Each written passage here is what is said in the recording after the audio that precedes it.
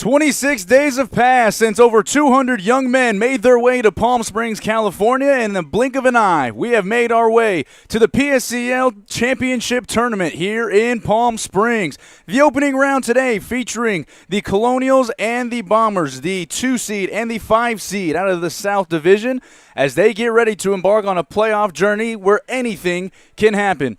Hello again, friends, as we welcome you into the broadcast booth. EJ Sanchez joining you today alongside my partner, Stephen Buxton. Stephen, you and I get the schedule. We look at the seedings, a matchup between the Bombers and the Colonials, two teams that really have a couple of pieces that can lead to a run that maybe some don't expect. It should be a fun one.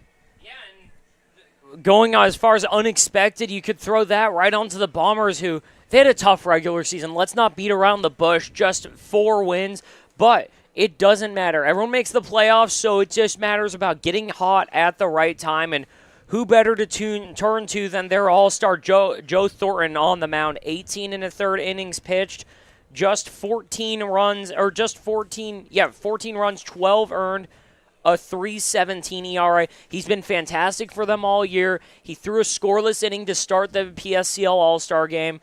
He should be a good watch today. He's going to be fun to watch as well. But speaking of All-Stars, one of the only All-Stars that didn't make his appearance on Thursday against the Power in the PSCL All-Star game will get the nod, fresh and ready to go. Rion Iwase, the All-Star pitcher for the Colonials, and Nate Lambden. Stephen, he has been fun to watch. He's become a fan favorite just for the way he's been pitching around the season. He has those multiple arm angles, throwing a knuckleball. He's been tough to deal with for all types of hitters. He's the leader for them in multiple categories. He's also going to be a fun one to watch. Yeah, Riona Wase, we're talking about how good Joe Thornton has been. Riona Wase has been even better. It's 8 runs, 5 earned, and that's over 22 in a third innings. He's got an ERA under 2. He struck out 27. He's been the ace of this Colonial staff. Absolutely. So to give everybody an idea of what we're looking at with this championship tournament, if you look in the middle of your screen, the top left right now is our matchup, the Bombers and the Colonials.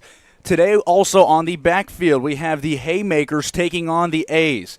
The lowest remaining seeds of these 2 games today, or really over the next 2 days in general, they will go on to face the number 1 seeds. In the North Division, it is the Blue Sox. In the South Division, it is the Lumberjacks. From there, it just turns into a regular old tournament. Winner keeps going. Single elimination until you conclude with the PSCL Championship that will take place on Tuesday. That's going to be a fun one, obviously, for everybody who's going to be involved with that broadcast. Nate Lambden and Jonathan Grishman at home plate exchanging lineups, and we're getting set to go. We appreciate everybody that's tuning in from across the country as we get set to bring you this opening round PSCL tournament game between the Bombers and the Colonials, as we'll send our graphic away to meet our starting lineup, starting with the home team on the scoreboard.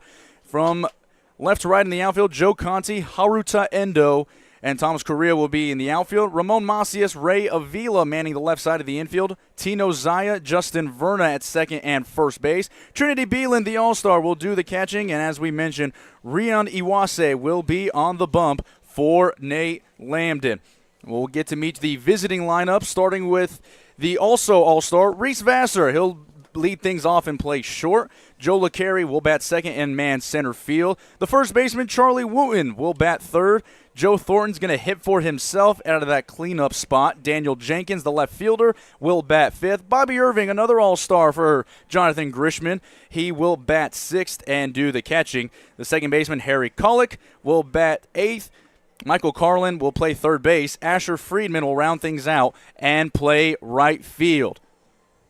Just past 9 o'clock here on the West Coast, we get ready to bring you PSCL Tournament Baseball on the PSCL Broadcast Network, as we've already had a couple of people start to chime in, let them know where we're listening from.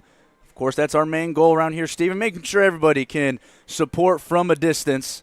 What makes our job so special here in Palm Springs. Cheering from Tenasket, Washington. Already, Stephen. See, this is the kind of pull you have when Stephen Buxton joins a broadcast.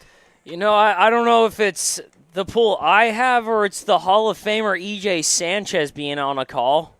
Well, it's Joe Thornton's family. They say, go, Joey. He got a great piece of good news from our analytics expert, Ethan Gomolka, up here in the booth with us, who will be joining us throughout this tournament. He hit 90 in the tournament against in the game against Palm Springs, he was jacked up about it. It's so tough for pitchers whenever they're sitting 87 or running up to 88. But as soon as that game started, me and Ethan looked at each other. We looked at it and said, he's juiced up. He's ready to go. So a huge milestone to him. Congratulations to him. Probably going to be the same amount of adrenaline going from the crowd that he had to pitch in front of on Thursday, and now he gets to go in a playoff game a few days later. Yeah, and with Joe Thornton, he's been the nicest guy on earth, whether it's been talking to him on the backfield or just the handful of interactions we've had with him over here. At first, he said coming into the season that he topped out at 87, 88, and then Ethan told him that he hit 89 one time. He was really amped up to hear that, so hearing that he hit 90, it's just another goal that you're hitting over this summer.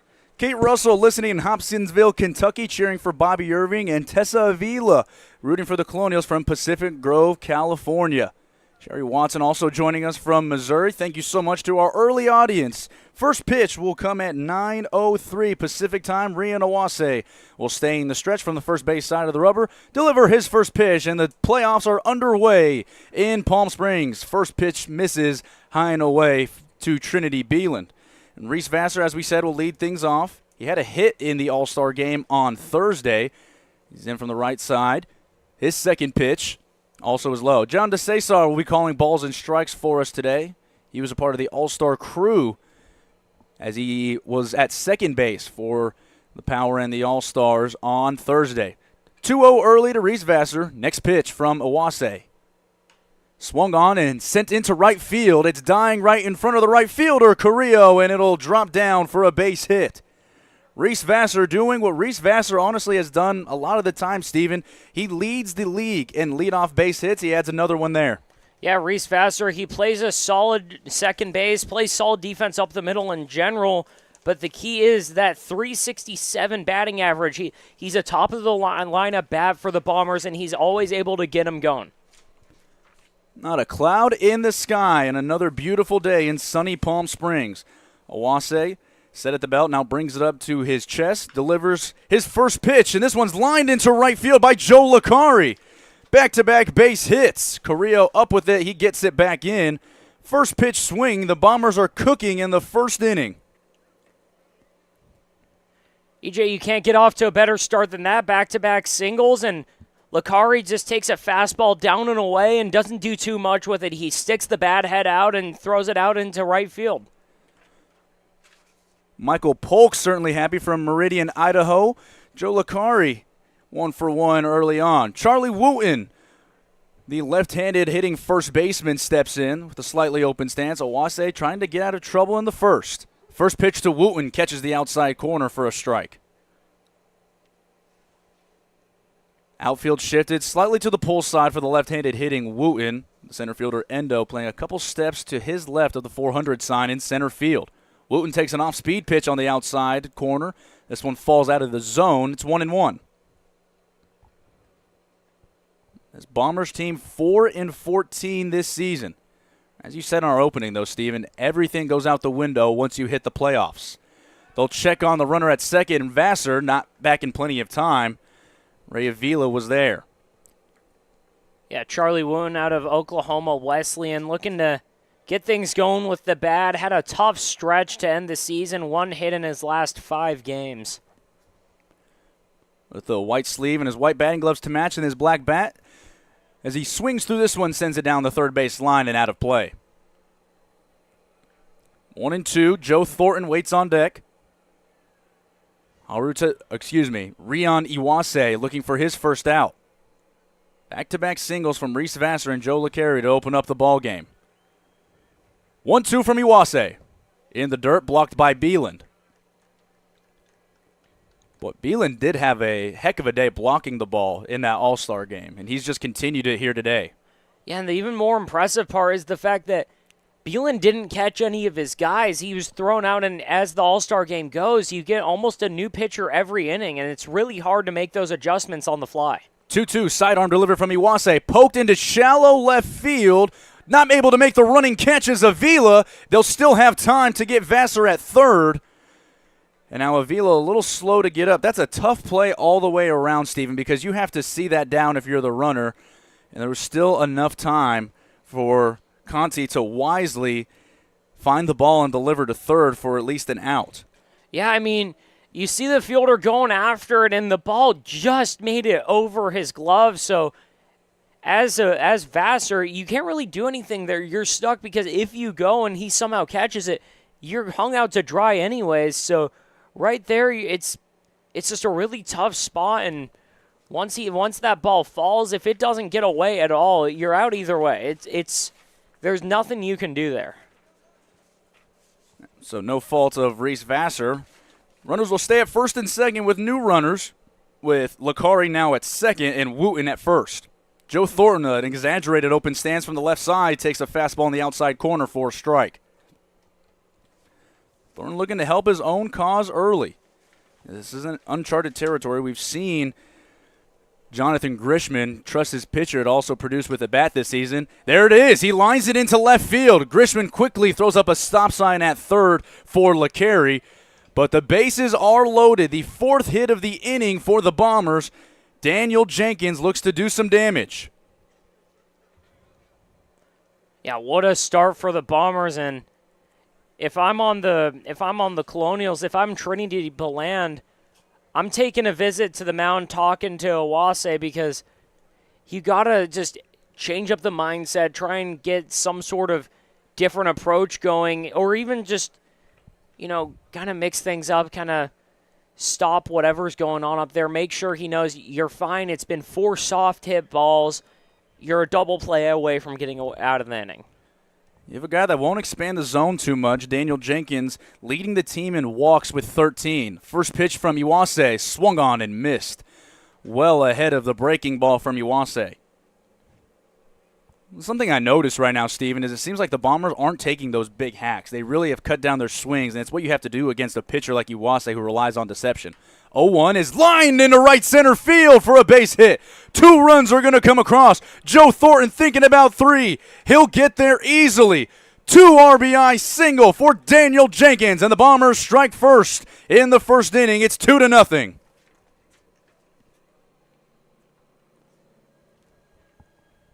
EJ, it's the fact that they're not taking these big hacks. They're taking smooth swings, staying in the zone a lot, because they know that Rion Iwase doesn't have a ton of the power out there on the mound. He's not going to produce all of it.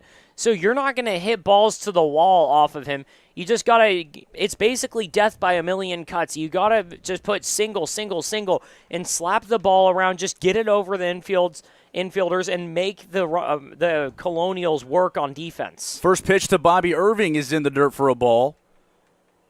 Bobby, one of the 3 catchers selected to the All-Star team. Trinity Beelan standing or squatting right behind him was the second one aforementioned. There was also Ethan Swidler as Irving pops this into foul territory along the first base side. Running out of room looking for a play was Justin Verna. And it takes a hop and rolls about 6 rows up on the first base side. Stephen Irving says he's rooting from Central Texas. I know that neck of the woods pretty well, Stephen. So Irving steps in with his all-tan bat, the all-white pants, at the black socks showing from the rolled-up pants, the tan bat hanging out of his dirt-ridden batting gloves. Runners on first and third, 1 out. Iwase taking a little extra time, now delivers to Irving, and it's high and inside, ball 2. Exactly how you want to start this game if you're the Bombers, Stephen. You are facing one of the toughest customers in the PSCL, and they've jumped on him here early. 5 hits in the inning. Iwase's 2-1 is skied down the first base side. Verna once again will run out of room. This one lands about 4 rows up. And EJ, how big can this be for the morale in that Bombers dugout? Again, they're not blind to it. They know they had a tough season. They know they only won a couple games, but they all know that it doesn't matter now. Everything's erased. It's all starting over now. So for you to be able to, again, against one of the best teams in the PSCL, get on them in the first inning, and there's only 1 out. 2-2, misses high, and maybe a little bit into Bobby Irving. The 5-5 frame might have helped a little bit with that one. So the count will run full. Joe Thornton on third, he singled. Daniel Jenkins, the hero so far of the first inning, 2 RBI single a few minutes ago. Payoff pitch from Iwase. Outside and low. Rion wanted that one bad, but Bobby Irving will trot down the first walk of the game for Iwase. The bases will go back loaded for the second baseman, Harry Colick. This is a tough spot to be in. I'm surprised we haven't seen any sort of visit from Trinity Beelan, the catcher, or from Nate Lambden, the manager. We're going to let Iwase figure this out himself. First pitch to Colick. Called strike on the outside corner, says John DeCesar. 0-1 to Colick. He's been a mainstay at second base so far this summer for John Grishman. He swings to his second pitch, and it's fouled back into our umpire, and it's 0-2.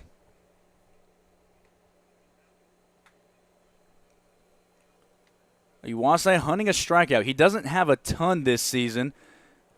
He's in a situation that calls for one. See if he can. Colick going into two-strike mode. Sends this into center field. Haruta Endo has it. And he will throw in the run coming home. RBI sac fly for Harry Colick. Coming in to score is Joe Thornton with the third run of the first inning for the Bombers. The rest of the runners stay put. Michael Carlin coming up. 3 runs on 5 hits in the top half of the first for the Bombers. And EJ, again, the key is they're getting sac flies, they're getting walks, they're just slapping the ball around. The Bombers are just finding ways to manufacture runs right now. They're doing everything other than stealing bases and bunting. 8th man to hit in the first inning for the Bombers in the form of Michael Carlin, playing third base today for the Bombers. Iwase just trying to escape without further damage. Checks a couple of times to the runner at second, delivers home inside. And EJ, an even bigger part about how this Bombers dugout has got to be feeling is the fact that they know they're not going to face a ton of pitchers as good as Rion Iwase throughout the playoffs, and they might have him gone early. Cody Kent is going to be the first man out of the bullpen for Nate Lambden, but again, in this situation, you really are playing a kind of waiting game to see how long Iwase can go. You don't want to pull him too early because we've seen him be able to give distance throughout the season. We'll have updates on other games from around the league when they become available. First pitch swinging, so it's 1-1, to Michael Carlin. Carlin still looking to get it going with the bat this season. Looking for his second hit. Carlin swings through this one, and it's 1-2. Now Bobby Irving takes off from first. He's caught up. Trinity Beelan will throw back down to second, not in time. Stephen, I don't think that the runners knew how many outs there were. Daniel Jenkins started jogging over to Grishman, and so did Bobby Irving, and Beelan maybe just a little bit delayed deciding which one he wanted to throw to. Yeah, it's kind of a tough situation to be in, trying to decide basically just who's farther, who you have a better chance at throwing out. Obviously, the longer throw to second base, but the Bombers really lucky they didn't get caught and get an out right there. Iwase inside move, going to check on the runner at second. Daniel Jenkins is back with plenty of time. Asher Friedman waits on deck. About a 15-minute first inning that has seen the Bombers record 5 hits and put 3 runs on the board. 1-2. Sent down to third base. Ramon Macias will go the short way to second for the final out of the inning. And they're actually going to say he's safe at second. Runs coming across the score. Tino Zaya wasn't able to secure the ball at second. It goes off of his glove. Daniel Jenkins never stops as he motors around third. The 4th run of the first inning comes in for the Bombers. And EJ, that's why you never give up on a play. The throw down to second just bobbled, didn't make the catch, and Daniel Jenkins never stopped there, and he just put the Bombers up 4 just because of hustle. Asher Friedman will allow the Bombers to bat around in the first. Iwase's first pitch to him. Outside corner for a called strike.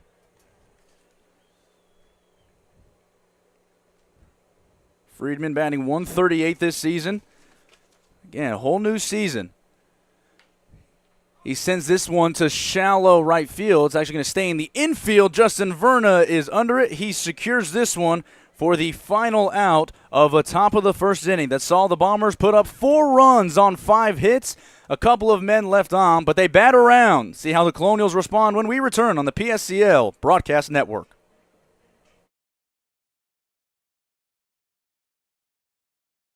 We just got our best ever ratings from U.S. News and World Report. We're the #1 hospital in Riverside and San Bernardino counties. High performing in 17 common procedures from joint replacements to heart attack care. And for the first time, national ranking as high performing in 3 adult specialties. We're proud of these ratings, but what matters most, as always, is how we rate with you. Learn more at eisenhowerhealth.org/awards. There's something winning in the Agua. Catch all the action at 360 Sports at Agua Caliente Casinos. Watch your favorite teams on our giant wraparound screens. See live scores on the LED sports ticker. Win big with our bar top games and enjoy great twists on bar food favorites. And with 3 premier casino locations, 360 Sports is the ultimate fan experience. For more information, visit aguacalientecasinos.com.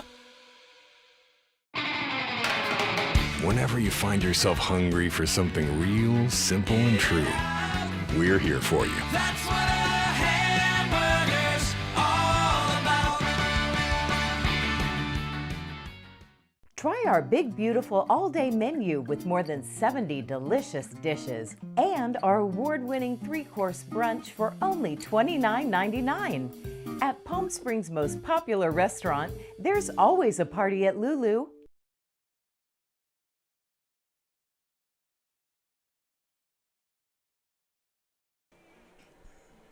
Home half of the first in Palm Springs in the opening round of the PSCL Championship Tournament. Joe Thornton looks to finish up his warm-up pitches as he gets set to take on this Colonials lineup.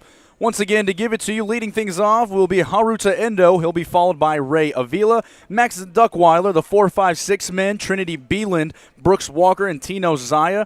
7, 8, 9, 10. Ramon Macias, Justin Verna, Thomas Carrillo, and Joe Conti. We mentioned it in the opening. Joe Thornton coming off of a sterling debut in the All-Star game. 1 inning pitched, 1-2-3 inning against the Palm Springs Power, but he's done a lot more than that this season, Stephen. Whenever the Bombers have needed a win, they have called on their 6'3 lefty, and he has delivered. Yeah, and Joe Thornton, again, he hit 90 in that appearance. It's going to be interesting to see how he throws today. Obviously, just a couple days after that All-Star game, but he only threw about, I think it was about 12 to 15 pitches. It wasn't a ton. He only faced 4 batters in that first inning. And right now, you've got all the stakes on the line. You've got your season on the line. He should be pretty amped up for this one. Endo also made his appearance into that All-Star game, Stephen. Played center field, was the second man out for John Grishman. Maybe has a little bit of an advantage. He's seen these guys up close, but these teams have been playing each other over the last 3.5, 4 weeks. Everybody really starting to get acquainted with each other. The defense behind Thornton we'll get to in just a moment, but Endo steps in from the left side. Been the leadoff man really the second half of the season for Nate Lambden. Thornton set out of the stretch, out of the belt. Delivers home. Endo first pitch swing and fouls this back into Bobby Irving. Quickly 0-1. Thornton really is going to work that fastball-slider combination that tunnels exceptionally well out of that frame, as we mentioned, Steven. And that's the tough thing. What the key for him today really is going to be if he can get length. Me and you have been on the call for a couple of games with Joe where he has been outstanding. 3-4 innings, and then he runs into trouble in that 5th or 4th inning. So it'll be a test on how long he can go today. Second pitch to Endo. Called, strike, quickly 0-2. And it's really because he's able to give length. He's able to go 4, 5, 6 innings. But it's how much can he mitigate the free passes? Can he keep the ball in the zone? And like this, can he start off ahead of counts? Thornton rocks, delivers. In the dirt, blocked by Irving. And I know that pitch wasn't really competitive out of the hand, but I just like the approach. He pounded the strike zone with two fastballs first, and then throws that breaking ball down and away, just trying to get an early chase. The 1-2 pitch to Endo with the exaggerated choke up on the bat. Doesn't matter. Swung on and missed. Haruta Endo goes down on strikes. Joe Thornton has his first strikeout of the game. 1 out in the bottom of the first. Great start for Joe Thornton. Yeah, that's just a great curveball that he reached back and got all the bite on it he can, and it's in the perfect spot where if you swing at that, you're probably getting jammed, and if you watch it, it's getting called a strike. It was right on the corner. Ray Avila, the shortstop, steps in. His first pitch is well outside into the left-handed batter's box, 1-0. Avila with the black sliding mitt hanging out of his right back pocket with the red shin guard gracing his lower left leg. The all-white batting gloves and the black helmet. The two-hole man as Max Duckweiler, the designated hitter, waits on deck. 1-0 to him in the dirt, blocked by Irving again. So getting ahead quickly to Endo, and now falling behind 2-0 for Thornton.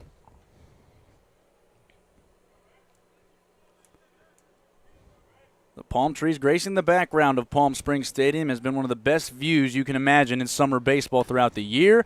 The 2-0 pitch is sent into right field, and fielding it on a hop will be Asher Friedman, who does a really good job of cutting a ball off that had a chance to roll to the wall. So it's the first hit of the game for the Colonials, and Ray Avila taking a fastball in the outside corner and doing only thing you can do with it. Yeah, and Avila getting the Colonials off to the right start. You know you just had 4 put up on you. You just got to have a short memory, get back to work out on your offense, and keep this game close. I hope I pronounce it right. Sheelan, Washington is the home of Diane Thornton, who's cheering on Joe today. 1 out, Avila at first. Duckweiler takes his first pitch on the outside corner. Strike 1. This Colonials team hasn't jumped off the page when it comes to stats, but they've just been everything except for not consistent. They've just been right here on a line this entire year, Steven, and they've finished with a 10-8 record. This pitch down low in the dirt, blocked by Irving. But to get back to that point, they have stayed the course. There haven't been 5-6 game winning streaks followed by 5-6 game losing streaks like some of the other teams in the PSCL. They've remained around 500. They were able to finish the season winning 3 of their last 5, and that's why you see them as the 2 seed. Thornton set, and now we'll check on Avila at first, back with plenty in time.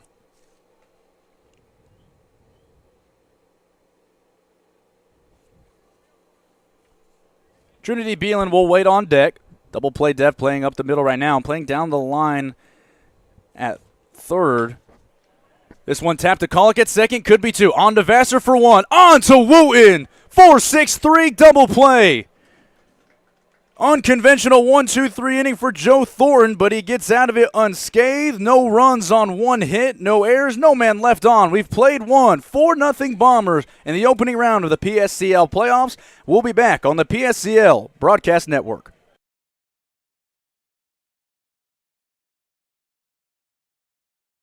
Desert Air started right here in the Coachella Valley in 1954, and we've been welcoming customers to our family ever since. With nearly 70 years of proven trust, dependability, and experience, we've got the AC and heating expertise to help you all year round. Plus, our factory-trained technicians provide well-informed maintenance, repairs, and installation, so you get our industry-best products with industry-best service. Contact our family at Desert Air. We'll make sure you live comfortably, always. Like a family setting, you know, we come and we get into conversation, and it's comfortable here is what I guess I'll say. It's comfortable. The hot cocoa has whipped cream and sprinkles in the whipped cream in the hot cocoa. Very family oriented. You know, they cater to the kids. They got the coloring books and crayons, and they have kid-sized stuff about almost for everything that you would want. So young and old, everybody can enjoy it. It's the best. Made from scratch memories. Elmer's. How do you define adventure? Riding the world's largest rotating tram car? Taking in SoCal's awe-inspiring views? Exploring over 50 miles of pristine wilderness?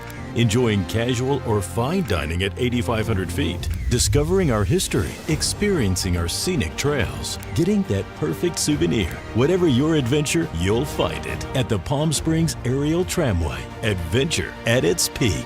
Begin your adventure at pstramway.com.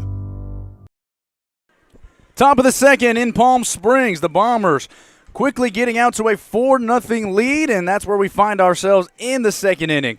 Reese Vassar will lead things off, top of the lineup all the way through with Vassar, Licari, and Wooten scheduled to hit. We'll also be giving updates on our turf field right behind Palm Springs Stadium throughout the day. The playoffs have arrived. As of right now, the A's currently up on the Haymakers 4-1 at the end of the second inning. That is a 3 and 4 seed matchup. So in all likelihood, that team just advances on to the divisional championship, or the divisional semifinals, I should say. And then they will play, after that round, they will play for the divisional championship against the winner of the lowest seed and the 1-seeded Lumberjacks. Rion Iwase on his second inning. Vassar single to lead off the game. He waits for his first offering in the dirt. This is the double-edged sword about Iwase. He works so well, and if his deception is working, Steven, it's really going to be effective against hitters. But if he gets touched up early, then you're really caught on your heels. 1-0 to Vassar. He sends us on a couple of hops to the shortstop Avila, who's up with it, throws across for the first out. Gets Vassar by a couple of steps, and that's just what the doctor ordered for Rion Iwase, getting a quick first out in the top of the second. Yeah, and I know it's only the second inning, but I'm really happy to see that the Colonials, they don't have anyone warming up in the bullpen right now, because there's nothing more deflating as a pitcher than after a big inning, they're already considering backup options. First pitch to the two-hole man, Joe Licari, is outside. Charlie Wooten will follow him, followed by Joe Thornton. Licari singled and scored in the 4-run first. And as a pitcher, you know you just gave up those runs. You know that it's not completely unreasonable to have someone warming up. Squaring around a bunt, and it rides way inside. It actually gets by Beeland back to the screen, so it's 1-1. But it's always just, you feel so much better going out to the mound knowing, all right, they still got faith in me. I still got a chance. This is still my game. We're still in it. And you get the sense that Rion is one of those guys that if he's able to settle in, he's always has a smile on his face around the building. In these situations, one of the guys you want to have on the bump for you. He's able to get a called strike inside half against Licari, and it's 1-2.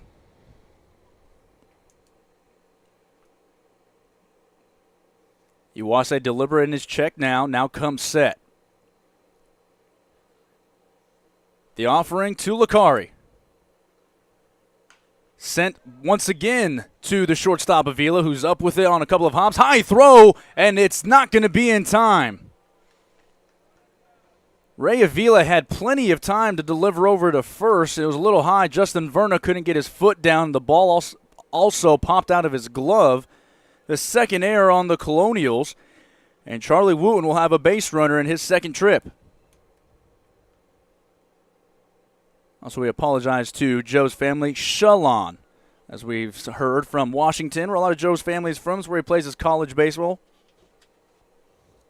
Charlie Wooten, after hitting into a fielder's choice, we'll have more on that in a moment. First pitch to him. He squares around a bunt. Also, it's outside. So Wooten poked the ball into left field. A great diving attempt by Ray Avila. But unfortunately, it was too high to where the runner at second, Vassar, had to hold up. So as soon as it gets into left field, Joe Conti wisely picks the ball up, delivers to third in time. So even though it has the optics of a hit, it goes down as a fielder's choice. So officially, Charlie 0 for 1. The 1-0 to him. Fouled back to the screen, and it's 1-1. 0 for 1 always feels a little better when you came around to score that inning and your team's up 4-0. Yeah, I wouldn't mind it at all. What's interesting now, Steven, is that's the second base stealing attempt, and Charlie Wooten, who's not a speedster by any stretch of the imagination, he squared around to bunt, but also Joe Licari did. So John Grishman really is pushing the envelope early. 1-1. Outside, 2-1. And I like it because, hands up, I am not a huge fan of bunting in summer leagues. But when the playoffs are starting, when everything's on the line, and when the team you're going against already has 2 errors, go for it. Try and force the team to make another error. Try and put some pressure on them. Try and manufacture runs when you saw teams do it against you all year. This ball's in the dirt to Wooten, and it's 3-1. Wooten trying to get something going in the second. Reaching on an error was Licari. He's on first. Modest lead being held on by Verna. Iwase checks him, delivers home. The 3-1 is sent down the right field line, and it's just going to be foul as it graces the visitors' bullpen on the right side. Full count now to Charlie Wooten. Oh, Wooten just missed extra bases there by a couple feet. Carrillo was playing a little more towards right center field than he is right now, and if that ball goes fair, Wooten's standing on second base right now. Payoff pitch. Struck into right center field. Haruta Endo will have room as he settles under it 5 feet in front of the track. He gets it back in. It was off the bat at 90 miles an hour for Wooten, so he sent a charge into it, but Endo gets a good beat on it, and there's 2 away in the top of the second. We'll bring up Joe Thornton. Joe, part of that 4-run on 4-hit outburst in the first inning. He eventually came around to score on the RBI sac fly by Harry Colick.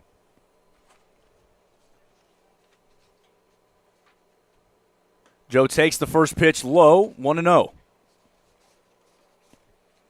The Colonials in their half of the second inning will have Beeland, Walker, and Zaya to look to try to cut into this deficit that they face early in this game. Thornton, the leading pitcher, and also third on the team in batting average at .323. His second pitch also in the dirt. So Iwase clearly trying to go soft, and softer against Thornton, although Rion will be the first one to tell you he's not going to light up the radar gun. But he's been one of the more effective pitchers all summer long. He'll go check on Licari at first, back in plenty of time.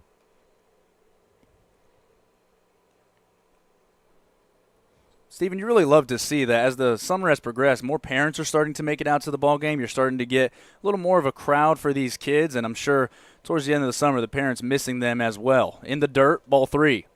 Especially with the All-Star game the other day, not everyone was in the stands to start the game. It was a little warm, and it was an early start time, so towards the 3rd, 4th, 5th inning, seeing parents, seeing PSCL players, seeing everyone pack the stands, it must have been a great experience for the Power guys and for that PSCL All-Star team, too.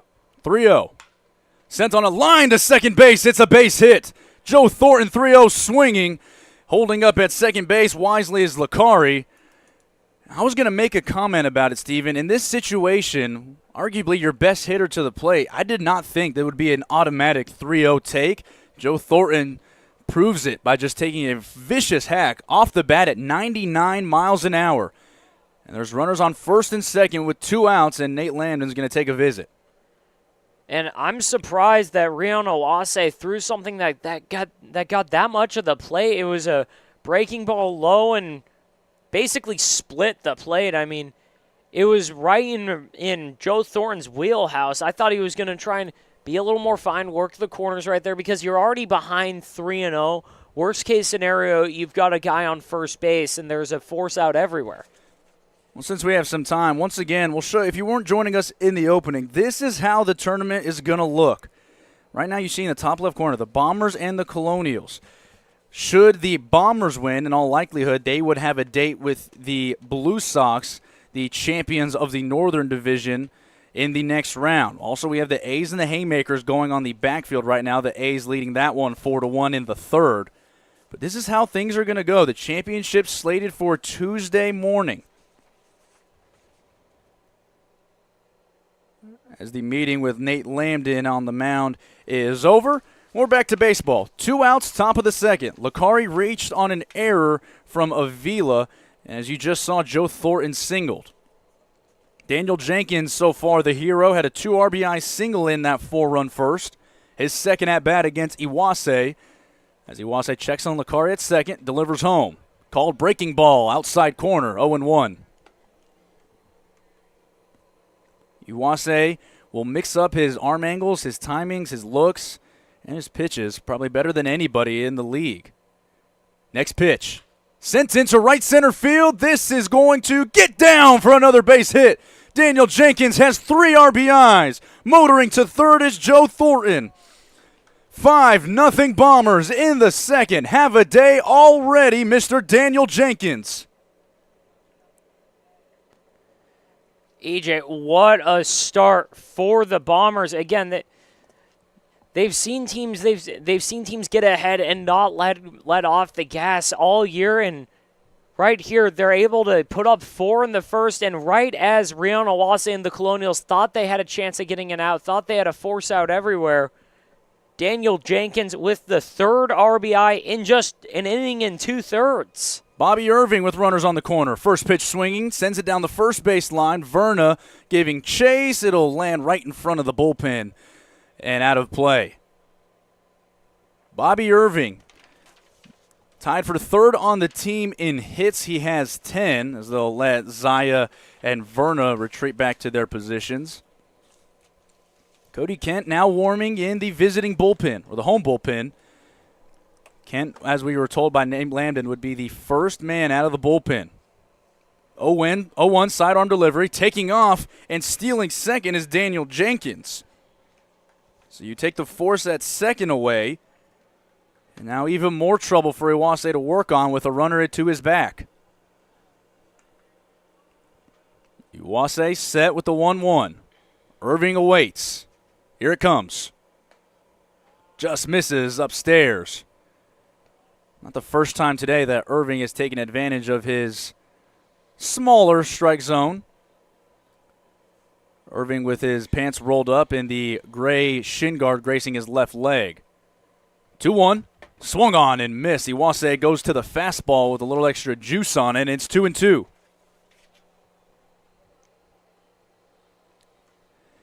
The Bombers 5 runs on 6 hits. Bobby Irving trying to make it hurt even more. Could be delivering the knockout blow early. Owase misses inside with the 2-2, and the count will run full.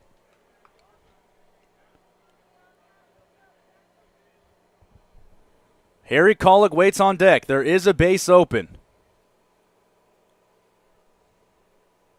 Owase most likely just going to try to make his pitch. Don't give Irving anything too good to hit with that base open. Payoff pitch, 2 outs.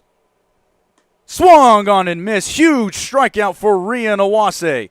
His first strikeout of the game comes in a huge spot with runners on second and third. He limits the damage, but not before 1 run on 3 hits, 1 error, 2 men are left on. 5-0 Bombers will go to the bottom of the second and see how the Colonials will respond on the PSCL Broadcasting Network.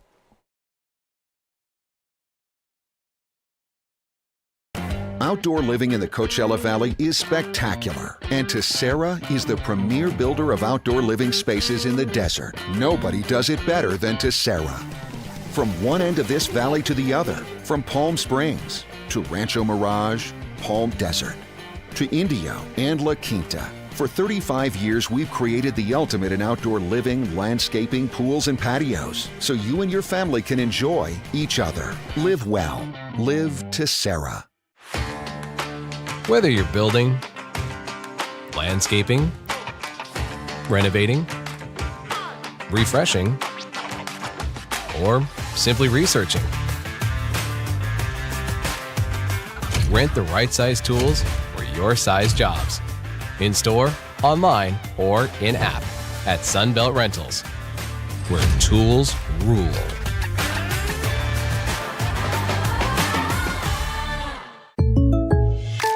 Shopping for car insurance is confusing. Holy cow.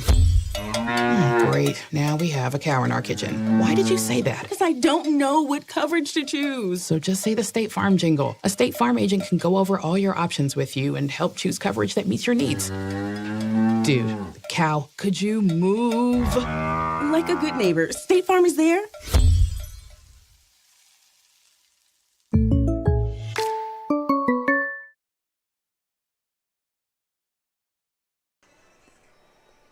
Trinity Beelan, Brooks Walker, and Tino Zaya are scheduled to hit for the Colonials. They need to cut into a 5-0 deficit. The Bombers offense, 6 hits in the first 2 innings to give their ace Joe Thornton a little bit of breathing room as he begins his second inning of work. Well, never know what's going to happen in the playoffs, but even early on, Steven, plenty of time for the Colonials to come back, but this is really shocking. Yeah, and it's not just shocking, but you mentioned that they gave Thornton breathing room. He's able to work from ahead right now. He's got 5 runs in the first 2 innings, EJ, and they've forced 2 unearned runs already. The Bombers are just making everything happen. The third leading hitter for Nate Lambden, his catcher, Trinity Beelan, steps in and swings at the first pitch and sends it into right field on a charge. Asher Friedman makes a nice running grab as he retreats 6-7 steps behind him, catches the ball right above his head, and one pitch, one out for Joe Thornton in the second. And EJ, there's just some days where you go to the ballpark and everything's landing your way, and that's how it is for the Bombers right now. And the Colonials know, everyone knows it in the stands right now, so the Colonials just need to do their best to keep putting balls in play and just force something to happen. Brooks Walker, the cleanup man, or excuse me, the 5-hole hitter today for Nate Lambden in his first at-bat, slightly crouched over the plate. His first pitch is outside at 86. Brooks Walker might have the moment of the summer right now, Stephen. For those that don't know, the Colonials and the Lumberjacks, the leaders in this division, battling in a back-and-forth game all day long. And there's a situation where Nate Lambden gets ejected from the game. Next pitch, Brooks Walker goes over the renting unit sign in left center field and walks off the one-seated Lumberjacks. This pitch is outside. It's 2-0 to Brooks. Probably the most exciting moment we've had all summer long. Yeah, and we've had a lot of them here. We had Nathan Cunningham send one over the Lulu sign against the against the Bootleggers the other day. The 2-0, lone outside, 3-0 now to Brooks. We've had walk-off singles, walk-off walks. I mean, everything's happened here in the PSCL, and we're just getting started for the playoffs. Opening round. First two games today, this game, and also the A's and the Haymakers. It's still 4-1 in the fourth. 4 straight pitches out of the zone, and Brooks Walker will trot down 90 feet and take his first walk. First walk also for Joe Thornton. The second baseman, Tino Zaya, steps in. And this is where I'm excited to see Thornton work. I want to see how he's able to work with the lead, but working out of the stretch and working with runners on, how he'll be able to mitigate the running game, how he'll be able to keep them close.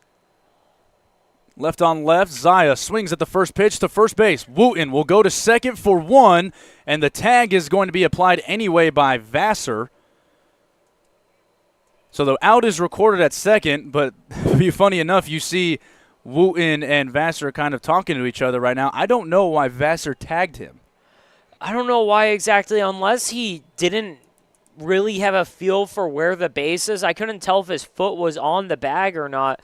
Sometimes you just, in the moment, you get a little lost around there. You can't tell whether or not you're just a foot away or a couple feet. So it's better safe than sorry just to put down the tag. Ramon Macias, his first pitch is tapped right back to Thornton on a line, who catches it and puts it away, and it turns into a quick inning for Joe Thornton. We've played 2, all Bombers so far. We'll go to the top of the third, 5-0 Bombers.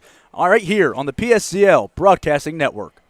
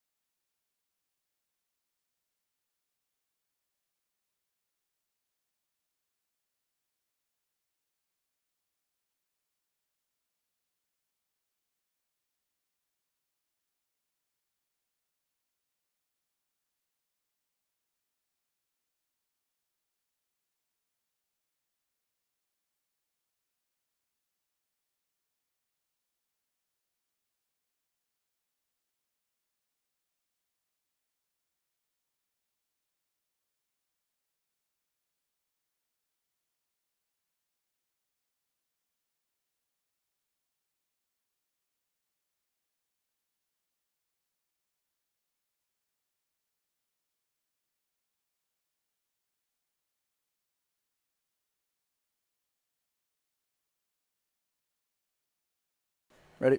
Oh. Top of the third here in the PSCL opening round game between the Bombers and the Colonials. Stephen, we have seen something so far. We've seen Joe Thornton only record a couple of base runners to his day, but he's thrown 2 shutout innings. And Rian Iwase, really one of the more unanimous selections of the All-Star game. He's been tagged for 5 runs, although 3 of them earned. But the Bombers, the 5-seeded team in the South Division, currently up on the 2-seeded team in the Colonials, and it's really been all because of an offensive approach that's seen them already put up 6 hits. Yeah, they've put the ball in play. It's been to all fields. They've already squared up to bunt a couple times. They've stolen a base. They've done everything. They've been manufacturing runs, and they're forcing so much pressure on Rian Iwase in this Colonials defense already. So 5-0 Bombers in the top of the third. 4-1 A's over the Haymakers in the fifth on our turf field. Rian Iwase begins his third inning of work. He might have a little bit of a leash with Cody Kent warming in the bullpen. First pitch to Harry Colick is a called strike. And EJ, it's no knock on these guys, but the whole approach that a lot of these teams have.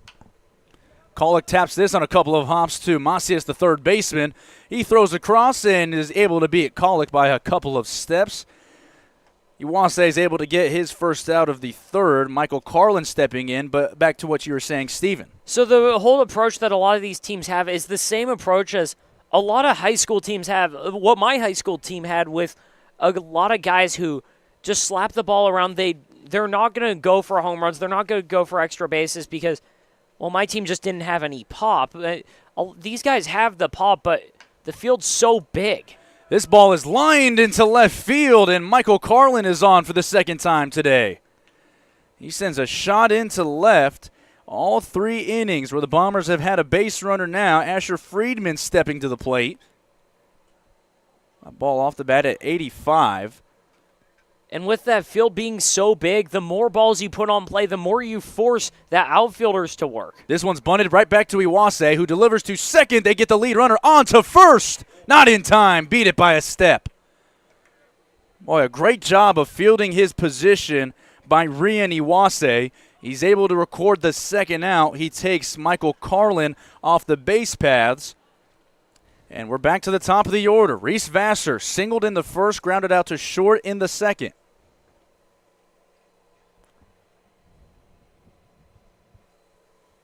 Huge out for Iwase. It'd be big for Nate Lambden if he's able to get through 3 innings. And Iwase wisely steps off. Verno was not holding on Friedman at first. Third at-bat for Reese Vassar in the third. Iwase delivers a slider well outside, and Beeland does a good job to block it and stay in front. About 48 minutes into this game. Normal regulation PSCL 7-inning game scheduled. Iwase checks once, checks twice, now delivers a sidearm delivery that is sent into the air high into left field. Plenty of room out there in left for Joe Conti. Two-handed catch in left, and that will retire the side for the Bombers and their half of the third. No runs come across on the one hit. There was 1 man left on. We'll go to the bottom of the third. Colonials really needing to dig into this lead. We'll be back on the PSCL Broadcast Network.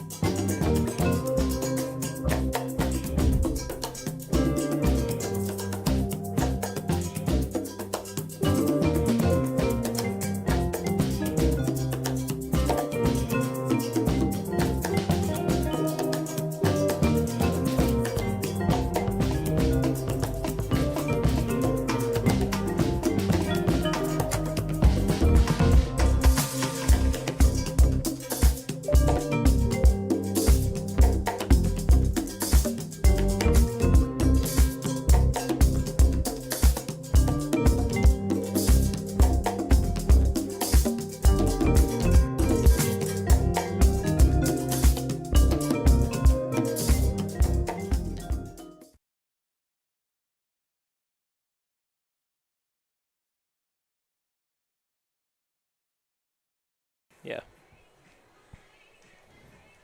Bottom of the third in Palm Springs. EJ Sanchez joining you alongside the great Stephen Buxton to my left up here in the press box. One of two games going in the PSCL opening round today as they begin their playoff journeys. The first domino to fall could go on the turf field in a moment. The A's still leading the Haymakers in the sixth by a score of 4-1. Joe Thornton's first pitch of the third inning is low and inside to the first baseman, Justin Verna. Verna will be followed by Carrillo and Joe Conti. Only one hit so far for the Colonials. They also have walked once. Verna sends this into the sixth hole. That'll get things going right there. He singles into left. Leadoff man on for the first time today for the Colonials. And Carrillo will step in. EJ, the Colonials need to string something together here. It's not too late yet. It's not getting late in the game, but again, we're already in the third inning.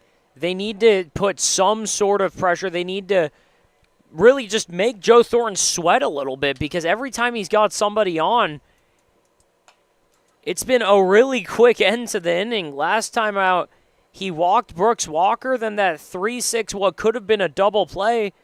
The very next pitch, Ramon Macias lined it back to him, and he ended it. First pitch to Thomas Carrillo is fouled back to the screen, 0-1. But you're right. Joe Thornton hasn't dealt with much traffic so far today, and you let a guy like that get set into his routine and his rhythm, it's going to be a tough day for you. Carrillo's second pitch is inside and high, 1-1. Because, EJ, any pitcher will tell you that it's different pitching in a big atmosphere. It's different pitching with runners on. It's different pitching, if you're just going well and cruising through a bunch of innings. How his outing has gone so far, I'm willing to bet you it was more difficult to get through that first inning, more taxing on him to get through that first inning of the All-Star game than it has to get through 2+ right here. 2-1 now to Carrillo, coming in batting .300 on the season, an official 9 for 30. He waves his black bat in the air right above his shoulders, swings at this pitch, and it's 2-2. Fouls it back, and Bobby Irving will go retrieve the ball.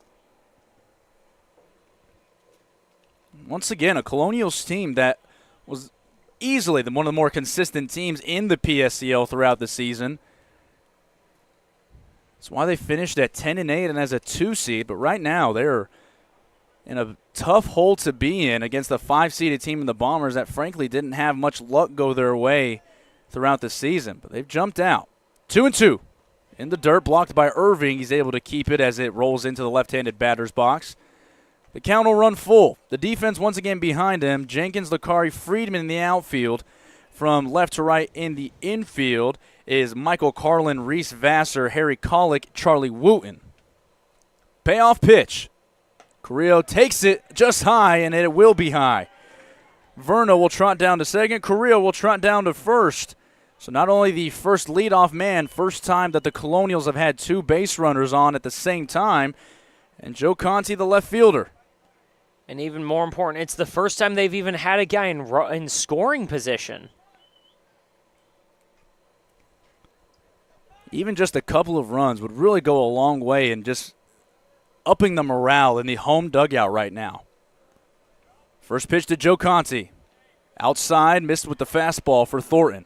EJ, at this point, you're not even hoping for a couple. You're hoping for one just to show that there's a crack in Thornton, just to get something going your way. Just to have a 1 on that board instead of a 0, it feels so much better. Conti batting .259. Next pitch. Also outside. So John Grisham moving around in the dugout now, and he's going to go take a visit to talk to his ace. No activity in the Bombers bullpen, and we talked off air before this game got going, Stephen, that what would be the pitching plan should Joe Thornton not be able to go a ton. And really the consensus that you and I came up with was this is going to be Joe Thornton's game, win, lose, or draw. And I think that's probably going to be the message reiterated to him right now by Coach John Grisham. Yeah, other than Joe Thornton, I mean, Joe Barros can provide some length. Reese Vassar's gotten some appearances on the mound. And Cole McMahon, those are really the other guys who have provided more than just 2, 3, 4, 5 innings. Manny Liberty's provided some length out of the bullpen. Well, not to mention that Harris Robinson has been one of their main go-to guys out of the bullpen, a sidewinder from the right side. He closed out a game actually against these same Colonials that the Bombers won about 72 hours ago.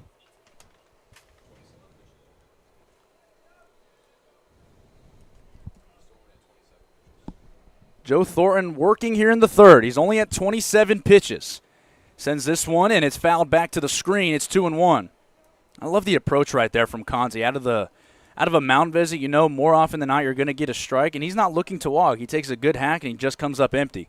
Yeah, you've got to be aggressive against Joe Thornton because, as we've seen today, outside of the last couple pitches, he pounds the strike zone. He throws a lot of fastballs. You know you're going to get something to hit. 2-1 to Conti. Fouled back to the screen again, and it'll even up the count at 2-2. Haruta Endo is in the on-deck circle. He struck out his first time. It's a tough guy to strike out, too, in Endo. First things first, have to deal with Joe Conti. 2-2 from Thornton. Way outside, and now Thornton starting to be very demonstrative on the mound right now. He is frustrated that he wasn't able to land that 2-2 pitch. Yeah, you mentioned hard to strike out Haruto Endo. He's walked 6 times. He's just struck out 5 times this year. And that's to the tune of 18 hits and 40 at-bats. He's basically striking out once every other game. Conti has 7 hits on the summer. He'll take time here granted by John DeCesar. A little bit of tape patching together the right side of the helmet for Joe Conti. Swinging a tan-handled bat with the black barrel. Payoff pitch to him. Skied along the infield. Wooten calling for it. Waves his arms, puts it away with the one hand. And the first out is recorded in the third. A huge out for Joe Thornton. We'll flip the lineup as Haruta Endo steps in for the Colonials. Endo, as we just mentioned, batting .450 on the season, was the first reserve into the game in the PSCL All-Star game against the Power a few days ago. On basing also at .532. So he'll take his walks. He's aggressive in the zone. He squares around to bunt. He puts it down the third base line, and he's going to get a hit out of it.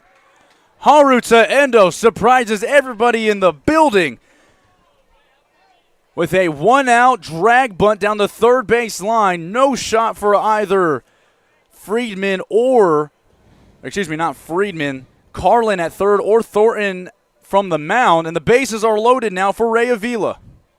EJ, Haruto Endo hit that bunt so hard that if that thing lands in the dirt, there's a chance it's rolling past third base and that Justin Verna can even score on it. Bases loaded for the Colonials. Their first big scoring chance. This one sent into the 6-hole. Backhanded by Vassar. Tries to go to second. They got him at second. Huge out by Reese Vassar, but Justin Verna will come in to score for the first Colonials run. It's 5-1. And I know you gave up the run, but when I'm up 5-1, you got to be thinking you're taking an out for a run at this point. You'll take whatever you can get. And for Joe Thornton, he knows he's just 1 out away from 3 innings, 1 run. You can't be disappointed in that. RBI fielder's choice. Max Duckweiler sees his first pitch go outside. It's 1-0.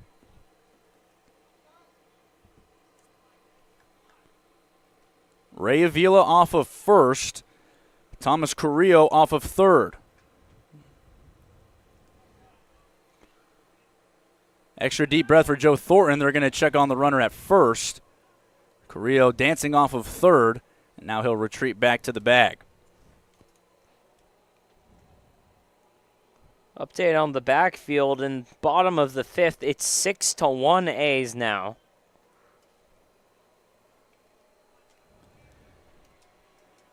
1-1-0 pitch is swung on and missed. It's 1-1. So with a win in the North Division, the A's would then just automatically move on to the Division Championship, the overall semifinals, to take on the winner of the lowest remaining seed in the Blue Sox. Runner takes off for second. The throw from Irving. Not in time. Coming in to score is Carrillo. The double steal works to perfection off of the throw from Irving. It's 5-2. That's a tough play for a catcher, and you wonder what the play on was there, what the play was on that particular situation, Stephen, because Bobby Irving has been one of the best catchers in terms of throwing out runners, but it's such a risk because if you don't throw out that runner, it is a walk home, and we just saw it from Carrillo. Yeah, I'm surprised he even pulled the trigger on that one because with 2 outs, there's not a ton to lose as long as you keep that ball in front of you. 2-1.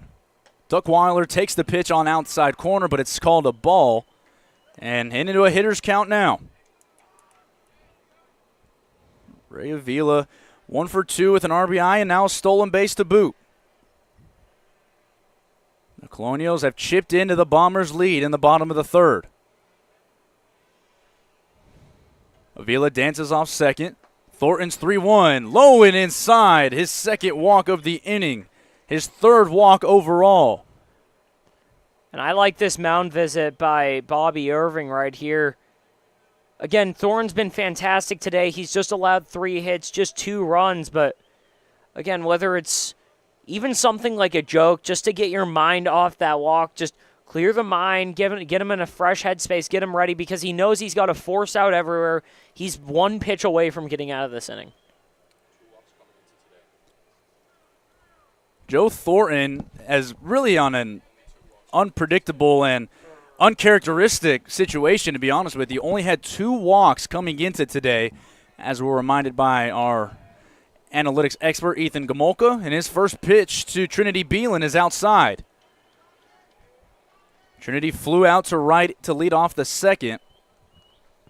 And exactly who you want at the plate if it's not Haruta Endo. Trinity Beelan among the team leaders in RBIs. He's second on the team with 7. His second pitch is inside, a little high as well. So Joe Thornton, it's really simple, Stephen. He's starting to fall behind of a couple of hitters, and it hasn't led to great results. Bottom of the third, the Bombers still leading, although they've given up 2 runs. It's 5-2. Beelan swings at a 2-0 pitch and sends it down the first base line into the bullpen.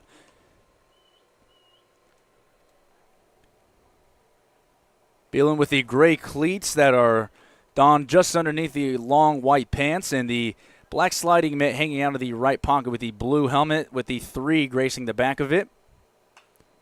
2-1 pitch is fouled back to the screen again, and it's 2-2. Should Beelan reach, Brooks Walker is in the on-deck circle. In the top of the 4th, it'll be the 2, 3, 4 men in the order with Lakari, Wooten, and Thornton for the Bombers. Now we are getting activity in the bullpen for the Bombers, and Joseph Barros, I think, is the customer.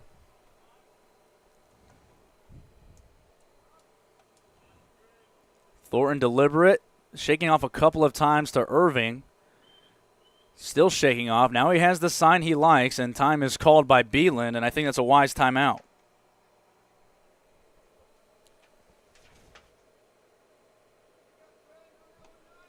So now we're reset. We're ready to go. 2 balls, 2 strikes, 2 outs. Beelan sends this one down the first base line into the visiting batting cages, and it's out of play. So Beelan, it's clear from a couple of the swings, Stephen. Thornton is getting ahead with him with that fastball, and Beelan hasn't been able to square one up yet. Yeah, and if I'm Thornton, I'm almost disregarding the running game right here. Just focus on Beelan, keep pounding the fastballs, try and get him up and in. Worst case scenario, if he makes contact with how Beelan's been swinging, you're probably jamming him and you can get a ground ball. Beelan batting .324. As we mentioned, he's second on the team in RBIs with 7. He's second on the team in hits with 12. Another meeting with him and Bobby Irving. Reese Vassar is going to join the action halfway between the mound and home plate. Maybe also a little calculated to give some extra time in the bullpen to Joseph Barros, 6 foot, 195-pound sophomore out of Hartnell College.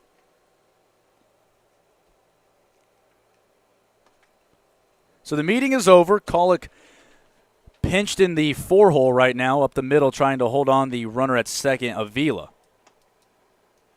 Avila reached on a fielder's choice. Duckweiler walked off of first. 2-2, misses outside. So now you get the advantage for the Colonials with the runners taking off on the pitch.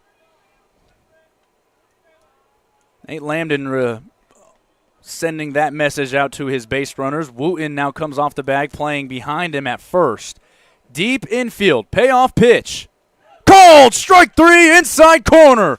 And Joe Thornton is fired up about it. He escapes the third with only 2 runs of damage. A huge pitcher's pitch to get himself out of the inning. We've played 3. Colonials strike back to make it 5-2. We'll go to the 4th on the PSCL Broadcast Network.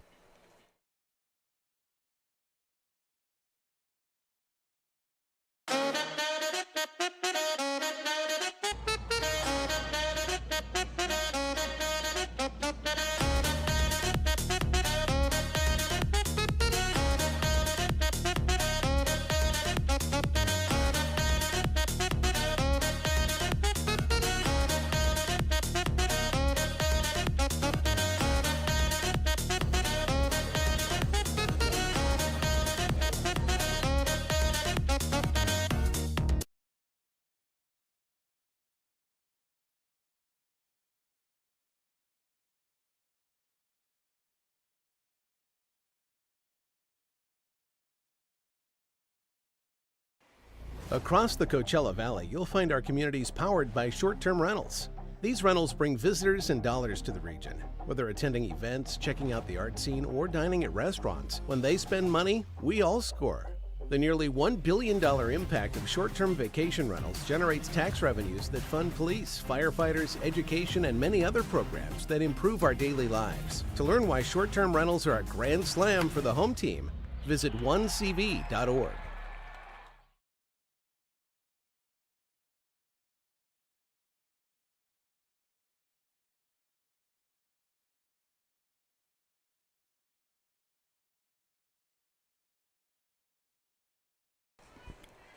Back to sunny Palm Springs on this beautiful summer morning. We've reached 10:09 here on the Pacific Coast. Rian Iwase begins his 4th inning of work. Cody Kent most likely is going to still move around in the bullpen. But now Iwase is not trailing by 5. Now he only trails by 3. He gets set to face Lakari, Wooten, and Thornton, the 2-3-4 men in the order for the Bombers. We have a ball game here in the playoffs in the opening round. We're getting close to going final on the turf field between the A's and the Haymakers. You mentioned last inning, the last update we got is a bottom 5th with the 6-1 lead for the A's. Jay Peters got the start for the A's. Had a tough luck loss in the 8th inning against the Power a few days ago in the All-Star game. Iwase is set. He gets ready to face Lakari. Delayed leg kick and delivers home and in there for a called strike. Curveball from Iwase. Catches the outside corner. Lakari singled and scored in the first, reached on an error in the second, and then eventually did come around and score on the RBI single by Daniel Jenkins. And this one runs inside, and Lakari's going to reach all 3 times today. He'll trot down to first after he's hit by a pitch. And Charlie Wooten will have traffic, and I think this might be the end of the line for Rian Iwase. Cody Kent will be the new pitcher. We'll get you the details on him when we return in just a moment. 5-2 Bombers lead on the PSCL Broadcast Network. Think of the highest quality you can imagine. Now, think higher.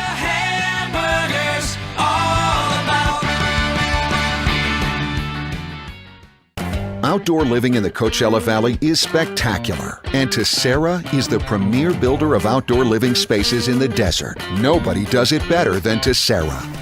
From one end of this valley to the other, from Palm Springs to Rancho Mirage, Palm Desert, to Indio and La Quinta. For 35 years, we've created the ultimate in outdoor living, landscaping, pools, and patios, so you and your family can enjoy each other. Live well.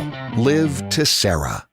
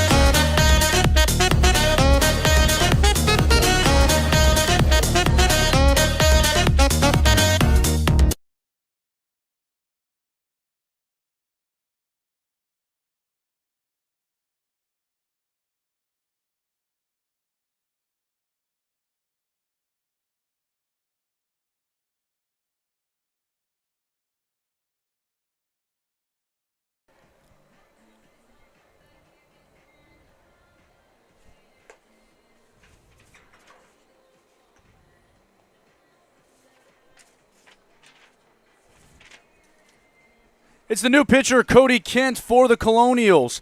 After Rian Iwase goes 3+ innings, he allowed 5 runs, although only 3 of them earned on 7 hits.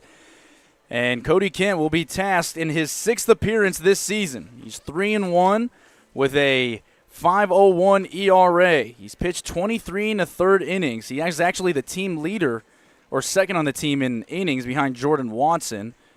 He's given up 24 hits, 15 runs. Opponents batting .255 against him. He'll inherit a no out and a man on first. The 3-hole man, Charlie Wooten,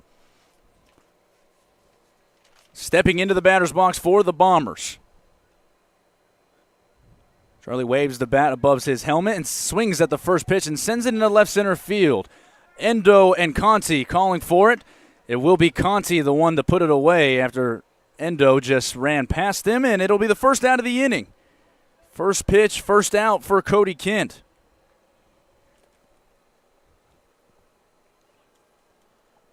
Now, EJ, after his first long inning of the day, it's time to see if Joe Thornton can help himself out. Kent out of Midland University takes outside, ball 1.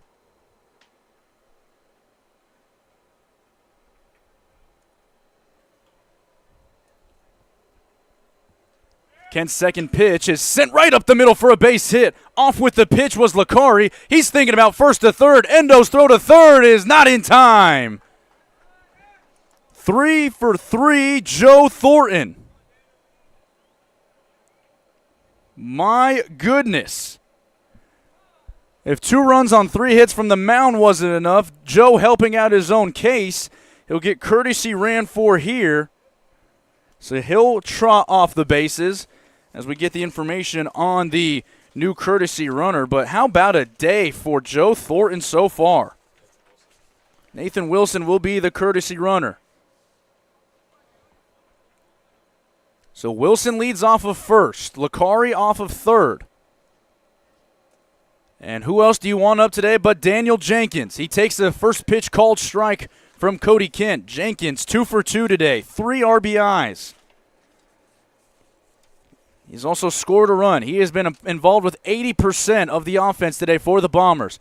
He skies this one down the first base line. It'll reach the seats and out of play.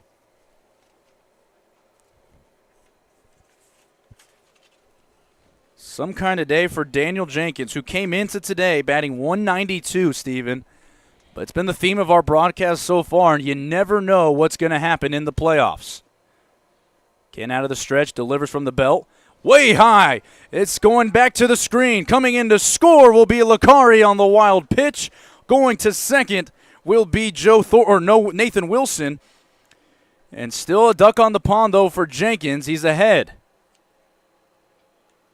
Third time scoring today for Joe Lakari. Now a 6-2 Bombers lead in the 4th. And EJ, this was the real danger when throwing Cody Kent in there for Rian Iwase. You're taking a guy who basically doesn't walk anyone at all to Cody Kent, who it's not bad, but swung on and missed. And Jenkins is retired for the first time today. He's cut down, and Bobby Irving will have the opportunity with 2 outs in the top of the 4th.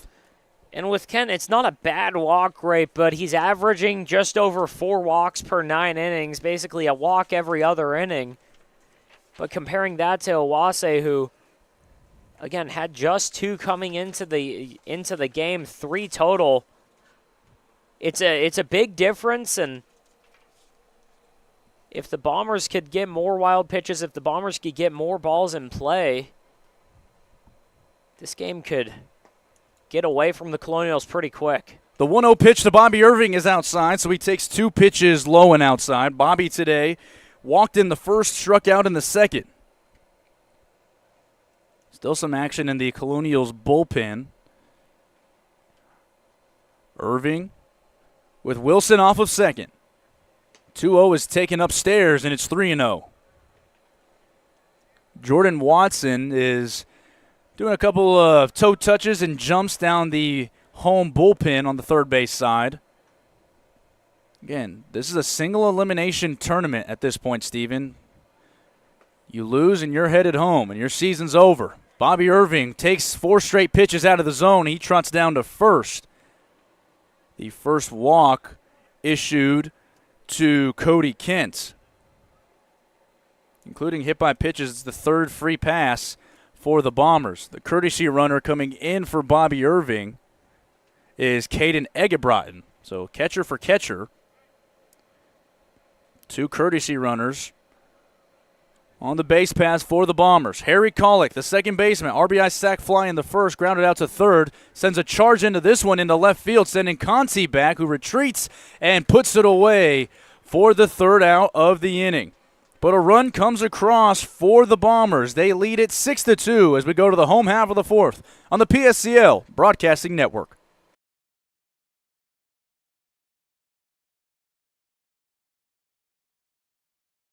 There's something winning in the Agua. Catch all the action at 360 Sports at Agua Caliente Casinos. Watch your favorite teams on our giant wraparound screens. See live scores on the LED sports ticker. Win big with our bar top games and enjoy great twists on bar food favorites. And with 3 premier casino locations, 360 Sports is the ultimate fan experience. For more information, visit aguacalientecasinos.com. Hey Power Baseball fans, looking to hit a home run against pests in your home? Rudy's Pest Control is your winning choice. Rudy's Flex 80/90 Pest Control Plan offers effective and affordable protection with just 5 visits a year instead of the usual 12, so you'll have more time to do what you love. Visit rudyspest.com or call 760-746-PEST and declare, heck no, 12's gotta go. Rudy's Pest Control is your home run choice, so get started today. Think of the highest quality you can imagine. Now, think higher.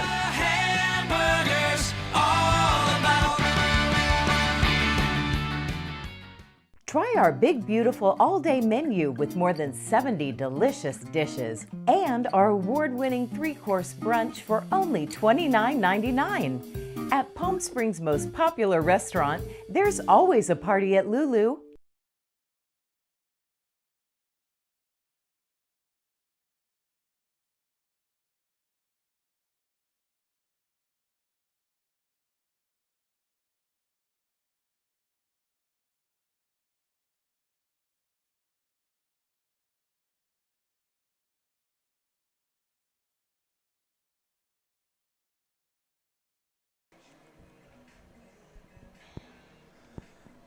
Get you another look at our PSCL tournament bracket. In the bottom of the 4th, Joe Thornton begins his 4th inning of work. But just to take a look at this, right now I think we're about to go final on the backfield with a victory for the A's over the Haymakers. So with a rush win later today, actually the second game of this doubleheader at the stadium, the Rush would then advance on into the division championship, the PSCL semifinals, and the A's would then have to have a date with the Lumberjacks tomorrow. This game, the Bombers and the Colonials, should the Bombers win, almost certainly it does guarantee that they'll have a date with the Blue Sox and the Coyotes and the Bootleggers playing for a chance to avoid the Blue Sox in the first round. Bottom of the 4th, Colonials trailing 6-2. First pitch to Brooks Walker is inside for a ball. On Thornton's last pitch, the strikeout against Beelan, he ran up to 87. We hadn't seen him hit that yet today. He was juiced up, and he let it fly. Charged up by the moment. 1-0. Check swing. Home plate umpire John DeCesar says he did, and it's 1-1.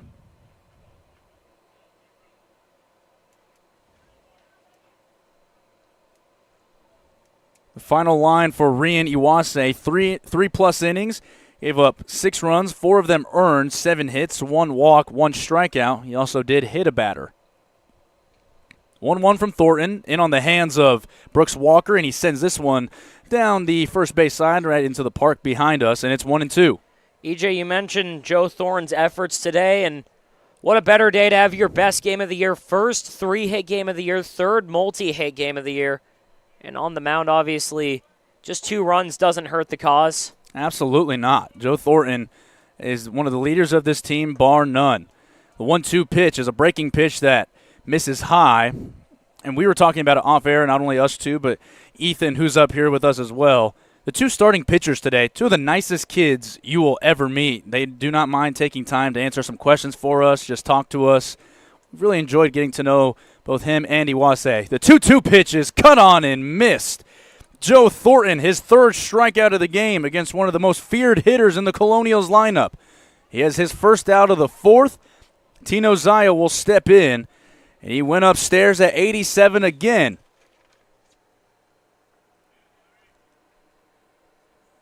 This has been the theme of the day for Thornton. When he's had a little trouble, he's trying to reach back for more on the fastball. Zaya squares around a bunt. It's down the third base line, but foul. And Zaya a little shaken up after that. It ran in way inside, and I think Zaya more used his bat as protection more than a weapon to put a bunt down.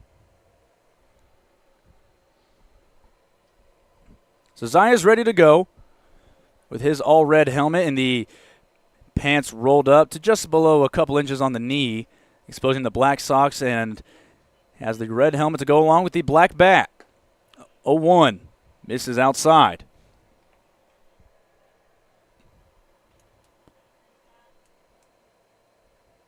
The Misters still actively spraying anybody that's made the trip out to the game today at Palm Springs Stadium. 1-1 pitch is inside, and it gets a piece of Zaya. He's fired up about it. And him and Joe Thornton having a little bit of a conversation, and he'll trot down to first. Ramon Macias will step in. EJ, Joe Thornton's been so good all year, but had a 5.89 ERA, and almost all of that is between his two starts against the Lumberjacks and A's. The A's was his last start out. Only went 1 inning, had 4 earned runs. First pitch to Macias is a called strike on the outside corner. And also, Joe has been the victim of a couple of tough luck losses as well. The days he's not getting a ton of run support, that's why you see a couple of losses on his record. This one rides inside, and it gets back to the screen. Bobby Irving has to chase it down the first baseline. And Thornton a little erratic in this inning after retiring Brooks Walker on a strikeout.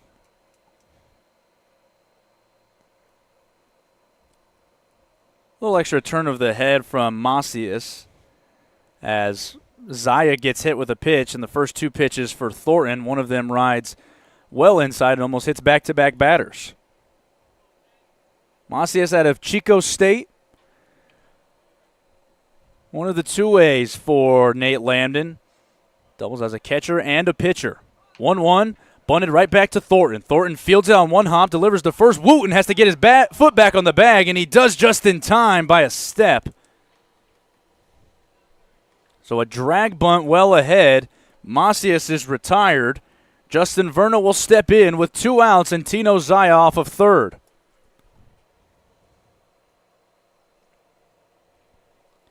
Some drama going down on the backfield now. The Haymakers mounting a little bit of a comeback. We'll get some more updates to you as they become available. Justin Verna singled and scored in the third. Thornton trying to wiggle his way out of another jam. Goes back to the windup. First pitch down low and in the dirt. Bobby Irving able to handle it. 3 2/3 innings thus far for Joe Thornton. 3 strikeouts, 3 free passes issued as well. A guy that's lived around the zone all of this season, only issued 2 walks before today. The 1-0 pitch is low and inside, 2-0 to Justin Verna.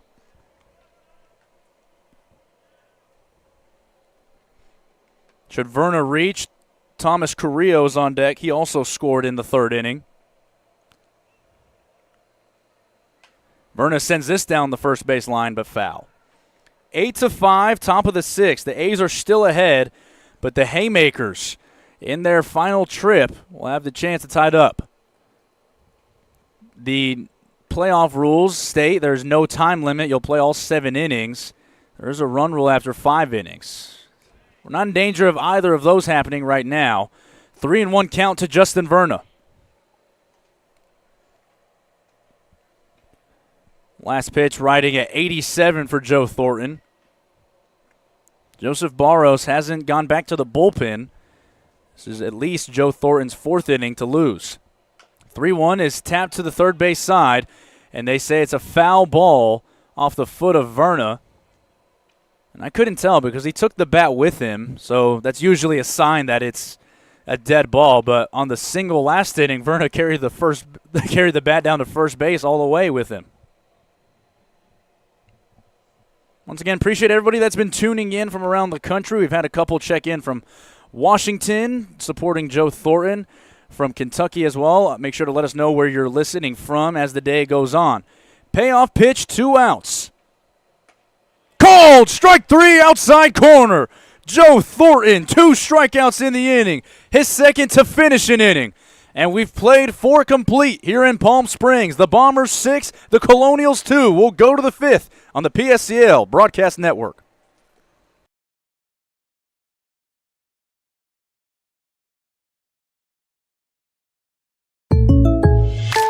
Shopping for car insurance is confusing. Holy cow.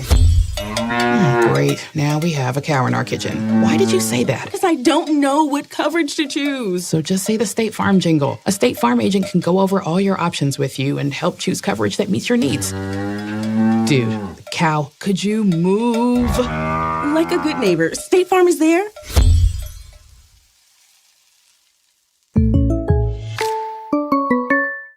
Outdoor living in the Coachella Valley is spectacular, and Tessera is the premier builder of outdoor living spaces in the desert. Nobody does it better than Tessera. From one end of this valley to the other, from Palm Springs to Rancho Mirage, Palm Desert, to Indio and La Quinta. For 35 years, we've created the ultimate in outdoor living, landscaping, pools, and patios, so you and your family can enjoy each other. Live well. Live Tessera. Desert Air started right here in the Coachella Valley in 1954, and we've been welcoming customers to our family ever since. With nearly 70 years of proven trust, dependability, and experience, we've got the AC and heating expertise to help you all year round. Plus, our factory-trained technicians provide well-informed maintenance, repairs, and installation, so you get our industry-best products with industry-best service. Contact our family at Desert Air. We'll make sure you live comfortably, always.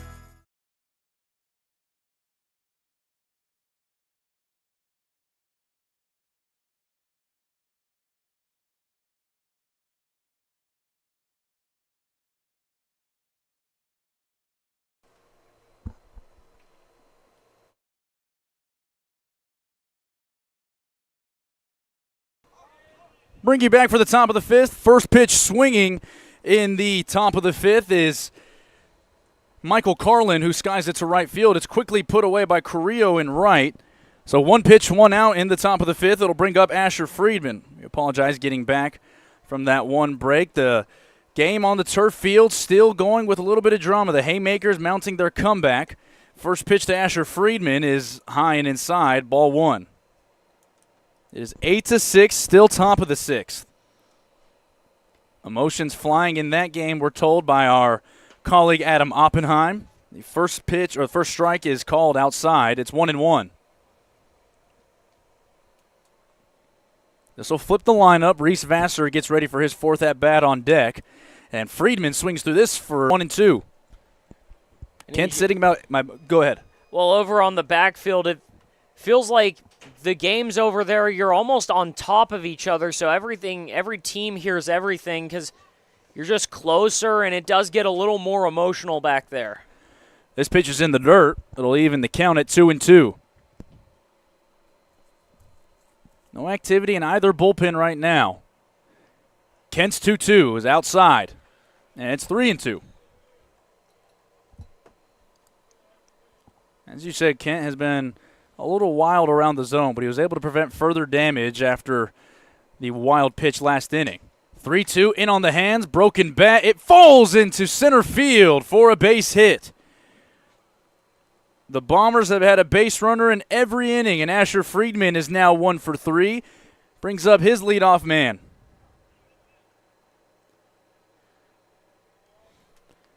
Reese Vassar singled in the first, grounded out to short in the second, and flew out to left in the third. The All-Star is 1 for 3. And now we're starting to get some activity down the left field line in the bullpen for the Colonials. Ball's on the field as we say that. So we'll take some time real quick to make sure the ball gets off the field, and it is now. Vassar steps back in. This Bombers team, 4-14, as the 5th out of 5 seeds in the South Division, making it tough on the 2 seed, the 10-8 Colonials today. Bluff steal attempt at first. Vassar sends it into right field. Carrillo, a couple of steps to his right, makes the catch for the second out of the inning. Joe Licari steps in, scoring 3 runs today. Singled in the first, reached on an error by Avila in the second, and was hit by a pitch in the fourth.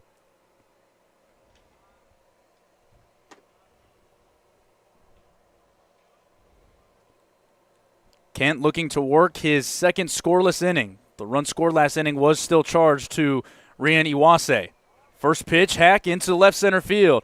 Haruta Endo calling for it, makes the running catch, and that will retire the side. A much-needed clean inning for Kent, and that'll put away the Bombers in the 5th. We'll go to the bottom of the 5th. 6-2, Bombers still lead the Colonials on the PSCL Broadcast Network. How do you define adventure? Riding the world's largest rotating tram car?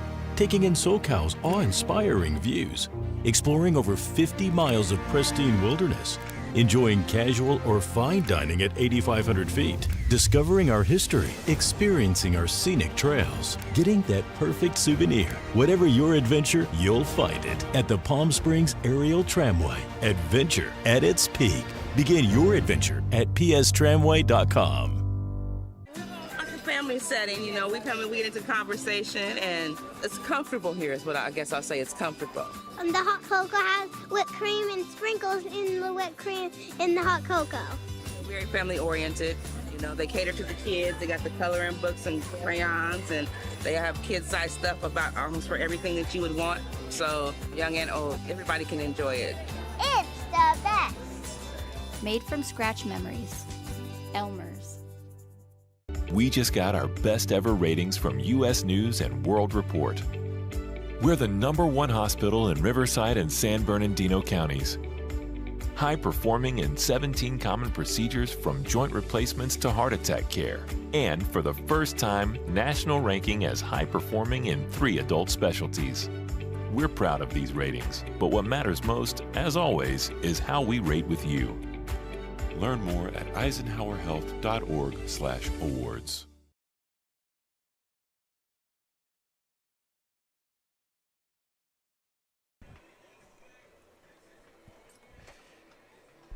Thomas Carrillo, Joe Conti, and Haruta Endo, the 8, 9, and 10 men, or the 9, 10, 1 men, the Colonials using the extra hitter allotted in the PSCL. Today, Carrillo, in his one at-bat, walked, later came around and scored, technically on the double steal. So, Carrillo, no matter what happens today, can tell everybody at home that he stole home this afternoon. Or this morning on the West Coast, since we've reached 10:36. This game started at 9:02 Pacific time. Joe Thornton begins his 5th inning of work, but they are double-barreling in the visiting bullpen right now. First pitch to Carrillo. Called strike outside corner. Joe Barros continues to throw. He's been up a couple of times, but also throwing now in the Bombers bullpen alongside him is the left-hander. We'll get a number on him momentarily, 1-0.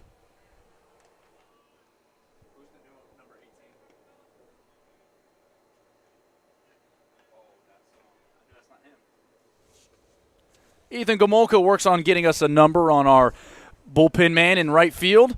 Called strike 3 outside corner. Joe Thornton has struck out 3 of his last 6 batters, and there's 1 out in the 5th. And maybe my favorite part about it, Steven, is he gives a little bit of a glove throw to his catcher, Bobby Irving, who framed that beautifully on the outside corner. Are we going to start on our catcher-friendly broadcast already, EJ? Every broadcast is catcher-friendly when you're with me, Steven. You should know this by now. Joe Conti popped out to Wooten in the 3rd. This ball's down low, 1-0. Yeah, I'm sorry, EJ. We did mention that past ball word yesterday. That was said while I was not here, not appreciated, but I understand everybody has a difference in opinion. But catchers are perfect and have never done anything wrong. Manny Liberti is in the bullpen alongside Joe Barros. Swinging through this pitch is Joe Conti, and it's 1-1.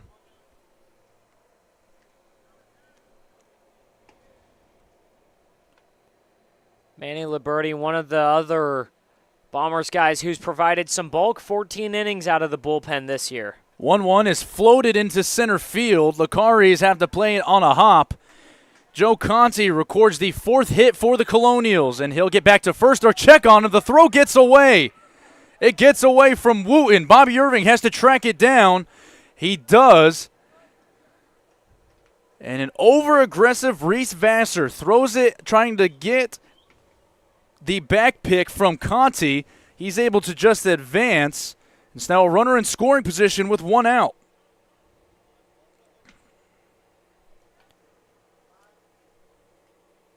The second error of the day charged to the Bombers.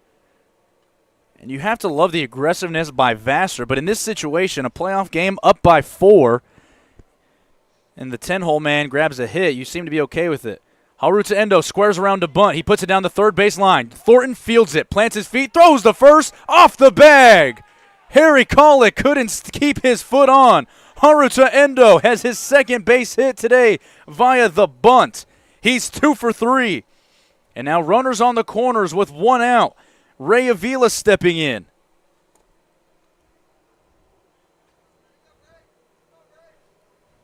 Avila singled in the first. RBI ground out in the third. 1 for 2 with an RBI and a stolen base. Max Duckweiler on deck. He represents the tying run. First pitch is inside and low. 6 runs on 9 hits, an error for the Bombers. 2 runs on 5 hits, 2 errors for the Colonials. Thornton set. Delivers the 1-0. Endo takes off. This ball is swung on and drilled into center field. Lucari will play it. There will be a play at the plate. It is not in time. RBI sac fly for Ray Avila. 2 RBIs on the day, and it's 6-3. The Colonials now trail by 3.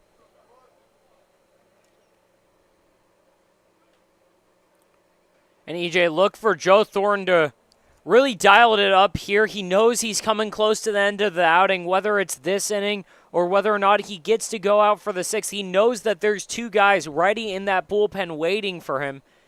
And with a 3-run lead, he's got 2 outs. He might reach back to try and get into another gear here. Max Duckweiler grounded into a double play in the first, walked in the third. Officially 0 for 1. Max sees his first pitch, and it's a called breaking ball right down the chute. 0-1.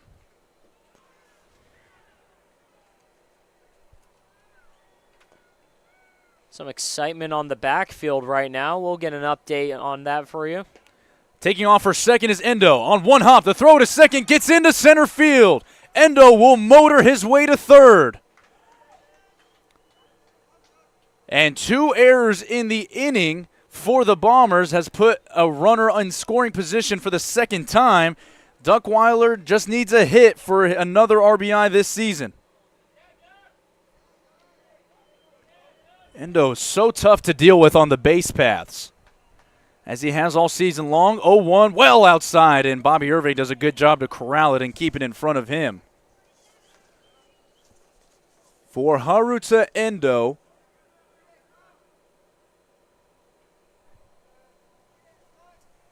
he's recorded multiple stolen bases this season. It's 1-1 to Duckweiler. He takes it high, and it's 3-1 now. So, excuse me, we might have missed the pitch on the stolen base. Endo, 4 stolen bases now on the season. He leads off of third. Thornton looking to polish off his day.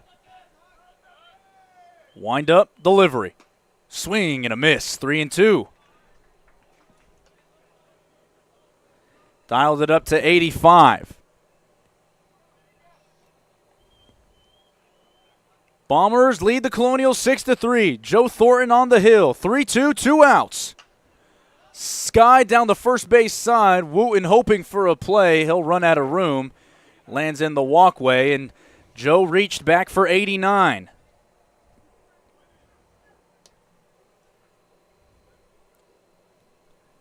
Trinity Beelan represents the tying run. He's in the on-deck circle.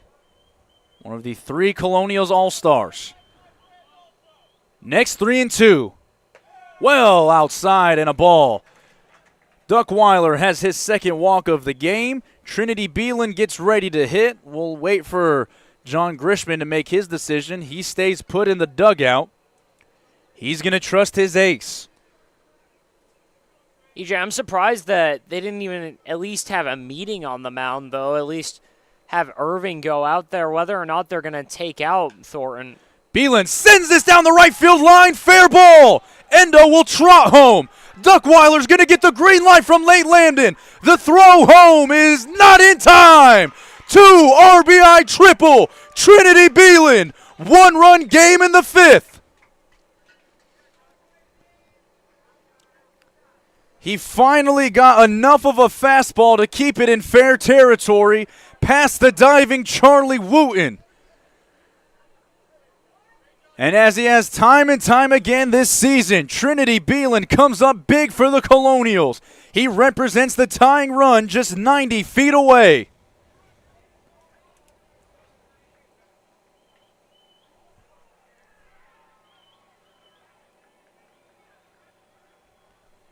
Can you believe it? 4 unanswered runs for the Colonials. Thornton still remains in there. He delivers his first pitch. It's outside for a ball. Beelan was 0 for 2 with a strikeout prior to that triple. Brooks Walker walked in the second, struck out in the 4th. Officially 0 for 1. Looking to tie this game up. The 1-0 catches enough of the outside corner for a strike. It's 1-1. EJ, going into the 3rd inning, it looked like the Colonials were dead in the water. Then they put up 2, managed to keep themselves in it. Don't put up a run in the 4th, but here in the 5th, at what should probably be the end of the line for Joe Thornton, they come back to life, and it's a ball game. The 1-1 pitch is swung on and missed. He gets Brooks Walker into a 1-2 count. 3 runs in the 5th, highlighted by a 2-run triple from Trinity Beelan. The 1-2 pitch from Thornton out of the windup, kicks and delivers. Just inside, and Joe wanted that one bad. He puts his hands and his glove to the top of his hat. He gets it back from Bobby Irving. He's not happy. It is 11-6 A's in the top of the 7th on the backfield. So the A's looking to polish off an opening round victory for Phil Demas and Jimmy Johnson. Could be the end of the line for Brett Wellman and the Haymakers. First things first, 2-2, 2 outs.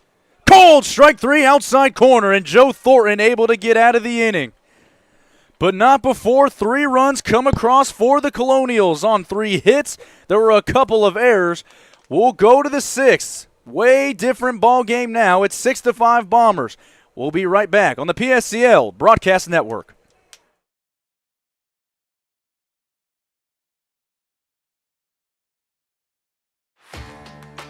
Whether you're building, landscaping, renovating, refreshing, or simply researching, rent the right size tools for your size jobs. In store, online, or in app at Sunbelt Rentals, where tools rule.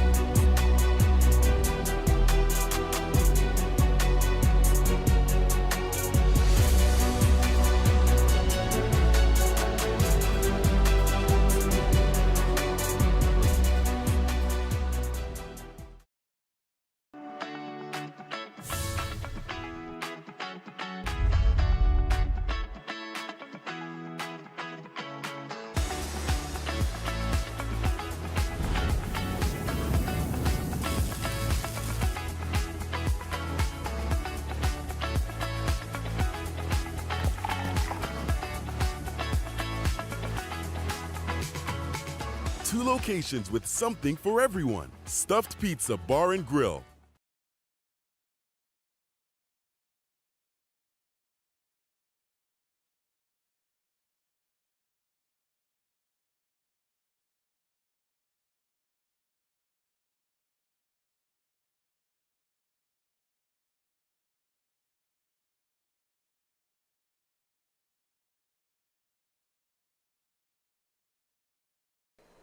We're back on the PSCL Broadcast Network for the top of the sixth.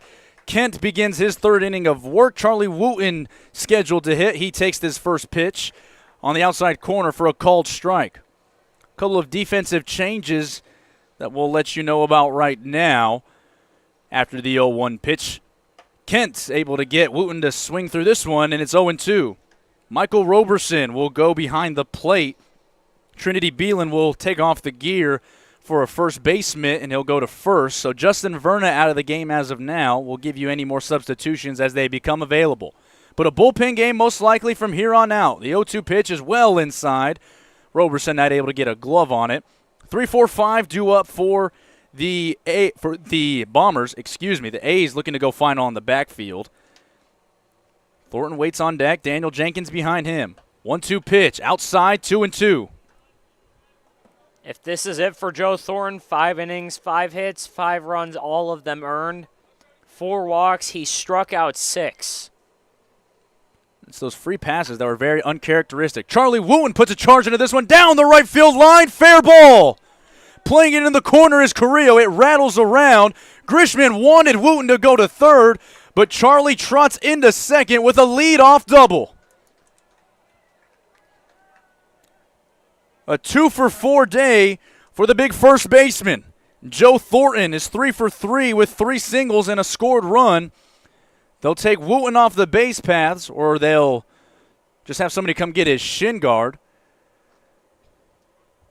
John Grishman isn't happy with his first baseman. He really wanted Wooten to test the arm of Carrillo in right. Yeah, and it looked like Wooten might have just not seen the ball well off the wall, and he thought it might have just rolled straight to Carrillo, kind of decided halfway to second that he was going to settle for 2. Joe Thornton may be done pitching, but he's going to take his at-bat. He takes a pitch on the inside corner for a ball. Thornton this season, the ace of the staff, also batting plus 300. He came into today batting .323. The 6'3 left-hander sends this one into right field for a base hit. John Grishman is going to give a green light, now throws up a stop sign at third for Wooten. And the 3 and 4 men in the order for the Bombers get things going in the 6th. And that's why Grishman isn't happy with Wooten, because if he's on third right there, the Bombers are up 7-5, but now they need to string together another hit or at least a sac fly.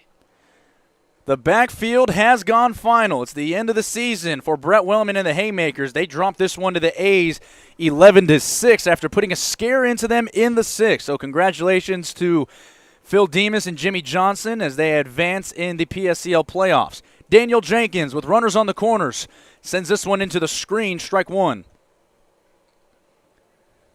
Jenkins had a heck of a first 2 innings for the Bombers. Had a 2 RBI single and scored in the first.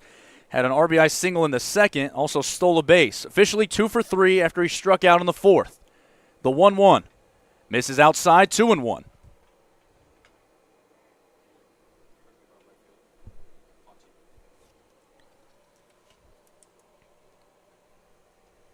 Two and 1 pitch. Kent set at the belt. First base side of the rubber out of the stretch. Delivers home. Just low. EJ, you mentioned Jenkins, 2 RBIs so far.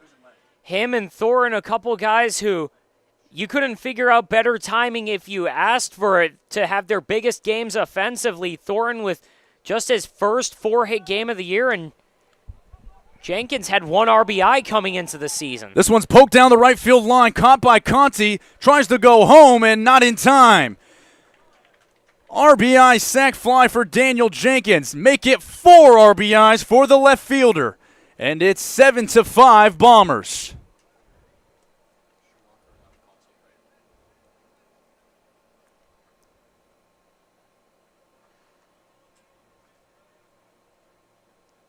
EJ, Daniel Jenkins has 4 times the RBIs today that he did the whole season. It's the playoffs, man. This is what happens. Fresh count for Bobby Irving. It's in the dirt, blocked by Roberson. Other defensive changes for you. So Thomas Carrillo comes out of the game completely. He's replaced by Joe Conti in left, as we just talked about. Lucas Shoemaker enters the game in left field. Did they just call a balk on Cody Kent? Looks like they did. Oh, I see it now. So the rule is, we're playing by a couple of the NCAA rules, and one of the rules is that if a ball goes inside of the gear of a catcher, whether it be on purpose, on accident, it is awarded a free base. They keep pointing at the chest protector, and you see Bobby Irving and Michael having a conversation now. It's a new rule that was enacted within the last 3 years.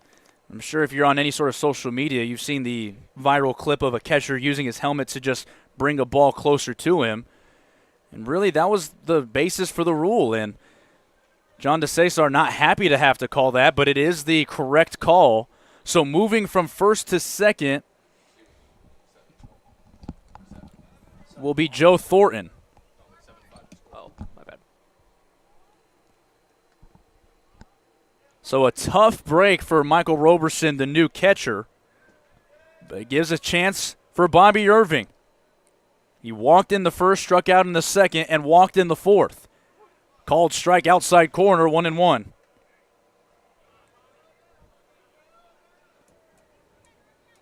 Two of the 3 catchers from the PSCL All-Star team represented today. Saw a big splash from Trinity Beelan, who's now at first. Irving looking for his first hit. He waves at this breaking pitch in the dirt for a second strike.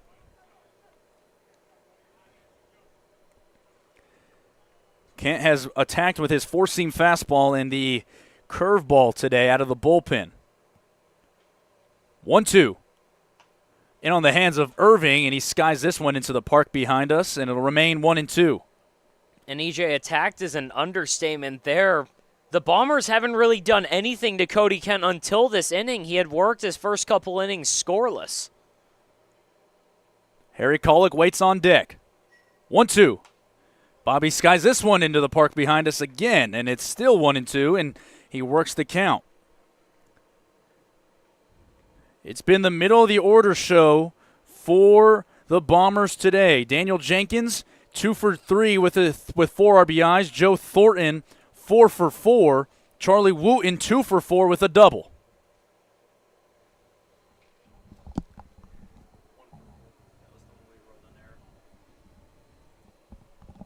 Now a conversation with John Grishman and John DeCesar in the field. If anything, it'll give some more time for Jordan Watson in the home bullpen. Looks like he's next in line for Nate Lambden.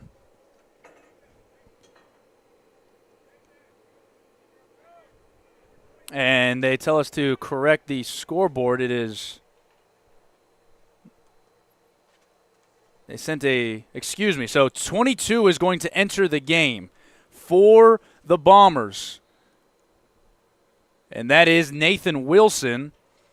I'm not sure what the conversation is about. Usually you're okay to just courtesy run as you may, but Wilson has already been running for Thornton. So that's an interesting conversation to be had.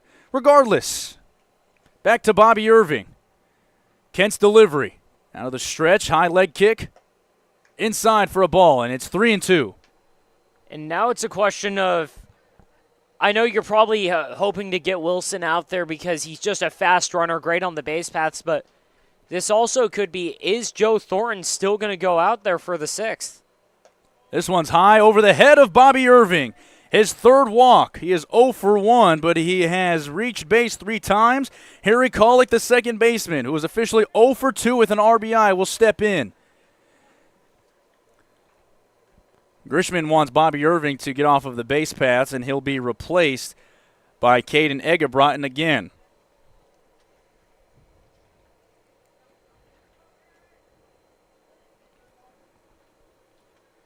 Wilson off of second, Egebraten off of first. Kollick squares around to bunt.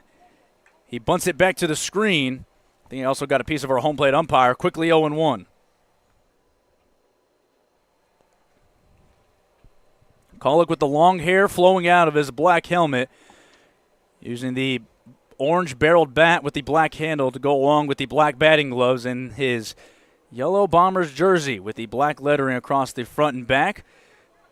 Getting off too far was Wilson at second. They throw behind him. Not in time at third. Roberson tested the secondary lead of Nathan Wilson, who then advances on the throw. It turns into a stolen base, and now first and third, and all kinds of possibilities now for John Grishman.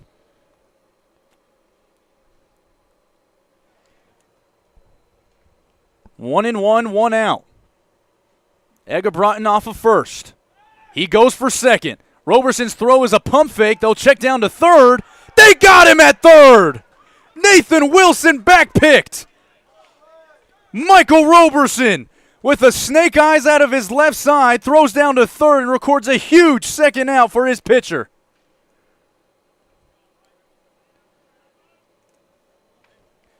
Eggebrotten will still be at second with the stolen base. But this inning has flipped on its head. After one run and a man in scoring position, you erase the runner at third. 2-1 to Kolek, way inside, and it's 3-1 now to Harry.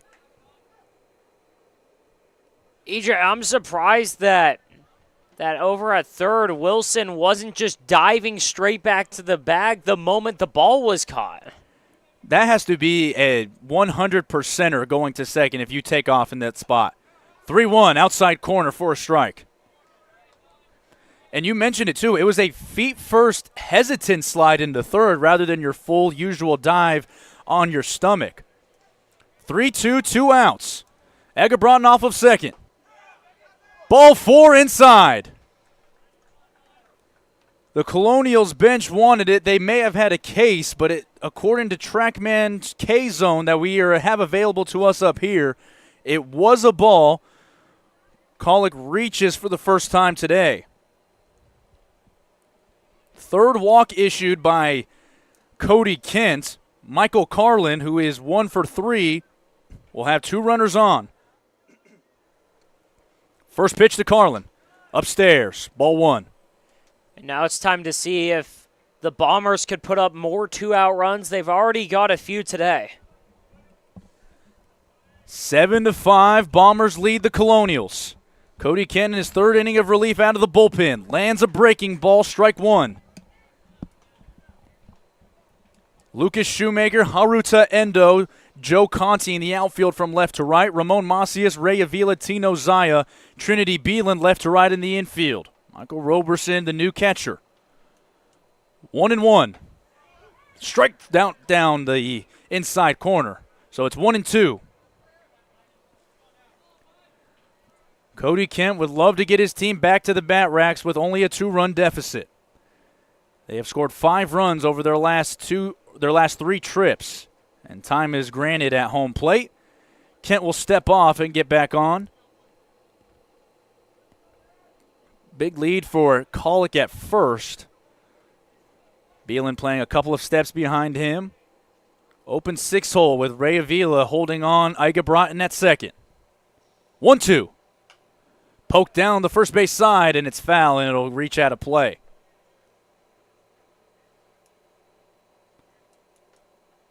This Colonials team, Steven, you mentioned it off air, recorded half their wins in one 5-game winning streak, second week of the season. Finished the season at 10-8. Swing and a miss. Cody Kent gets Michael Carlin to go down on strikes. It's the second strikeout for Cody Kent. He minimizes the damage thanks to a back pick from his catcher Roberson. We'll go to the bottom of the 6th. The Colonials trailing the Bombers 7-5. We'll be right back on the PSCL Broadcast Network. Across the Coachella Valley, you'll find our communities powered by short-term rentals. These rentals bring visitors and dollars to the region. Whether attending events, checking out the art scene, or dining at restaurants, when they spend money, we all score. The nearly $1 billion impact of short-term vacation rentals generates tax revenues that fund police, firefighters, education, and many other programs that improve our daily lives. To learn why short-term rentals are a grand slam for the home team, Visit onecv.org. Building your business is no small undertaking, and you need the right team by your side. Whether you're just getting started or expanding nationwide, Pacific Premier Bank is here to support your business every step of the way. As your trusted banking partner, we can help guide you down the right path with customized solutions designed for your business. We'll help you achieve the success you deserve. Pacific Premier Bank. Let's build your future together. Hey, Power Baseball fans. Looking to hit a home run against pests in your home? Rudy's Pest Control is your winning choice. Rudy's Flex 80/90 Pest Control Plan offers effective and affordable protection with just 5 visits a year instead of the usual 12, so you'll have more time to do what you love.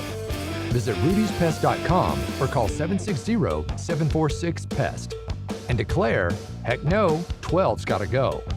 Rudy's Pest Control is your home run choice, so get started today. It'll be a battle of the bullpens the rest of the way for both teams as Joe Thornton's day on the hill is done. John Grishman will turn over to Joe Barros. He'll replace a Joe for a Joe. Barros has been relied upon out of the bullpen this season for Grishman. It is his 7th appearance. He's pitched to the tune of a 5+ ERA. Yeah, Barros 7.71 ERA on the year, but the key is he can provide length out of the bullpen, and he gets a lot of strikeouts. 11 2/3 innings. First pitch to Tino Zaya is low and away, ball 1. In those 11 2/3 innings, as you mentioned, 13 strikeouts, but also has 11 free passes with 9 walks and 2 hit by pitch. So I think it's a short leash for Joe. 1-0, cut on and miss from Zaya. Zaya grounded into a fielder's choice in the second and was hit by a pitch in the 4th. Zaya fun to watch from all the emotion he shows, whether it be on this field or even the backfield games where there's not as much of a crowd. He squares around a bunt, 1-1, and he bunts this back into the screen. It's 1-2. Definitely one of the emotional leaders of this Colonials team that finished second in the South Division at 10-8, just behind the Lumberjacks, who as a 1 seed earned a first-round bye. 1-2 to Tino. Popped up along the infield. Vassar calling for it. Carlin's going to be the one to take it from third base. He puts it away just below his shoulder. And the first out recorded for Joe Barros will bring Ramon Macias to the plate.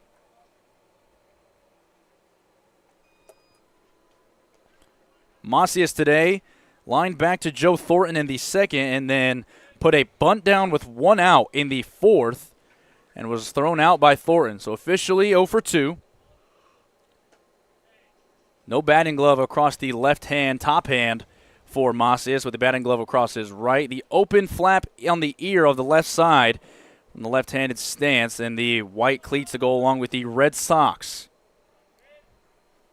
1-0. Macias swings through this one for the first strike.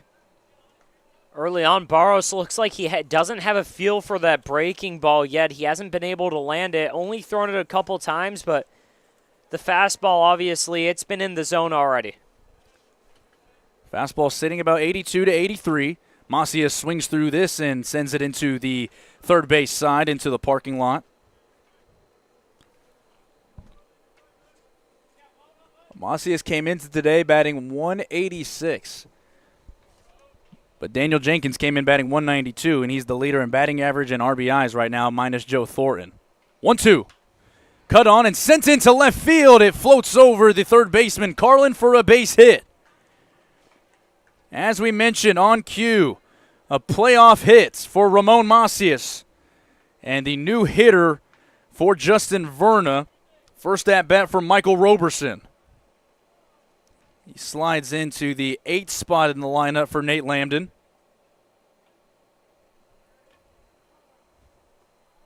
We have time on the field as they're going to let Roberson check in.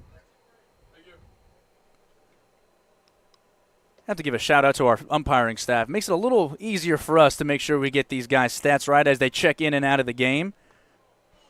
7-5, the Bombers lead the Colonials. Appreciate everybody that's been tuning in throughout the morning here on the West Coast. We've reached 11:07. It's another beautiful day in sunny Palm Springs, California. Roberson's first pitch. Breaking ball that drops into the zone for a called strike. Roberson out of John A. Logan College, the 6'1", 190-pound catcher. He's also played some first base this season. 0-1.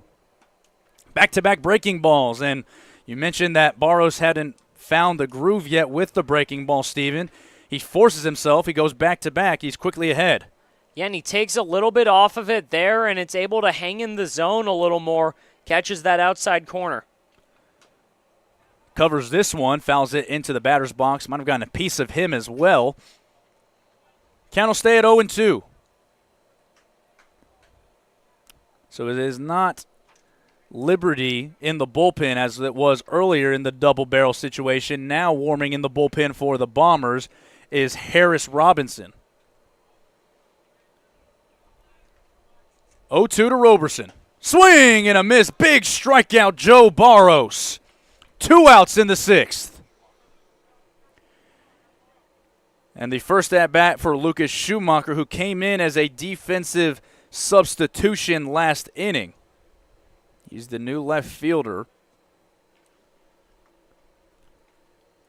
All black-handled bat with the tan barrel. His first pitch is outside.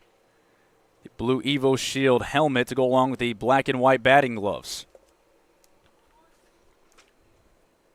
Shoemaker this season, batting 148, has impressed with his glove. 11 strikeouts, 6 walks. Taps this on a couple of hops to short. Vassar throws on the run to first with plenty of time. So a beautiful inning out of the bullpen for Joe Barros. He sits down the Colonials, and the Bombers are 3 defensive outs away from advancing and having the first big domino fall in the PSCL playoffs. We'll be right back on the PSCL Broadcasting Network.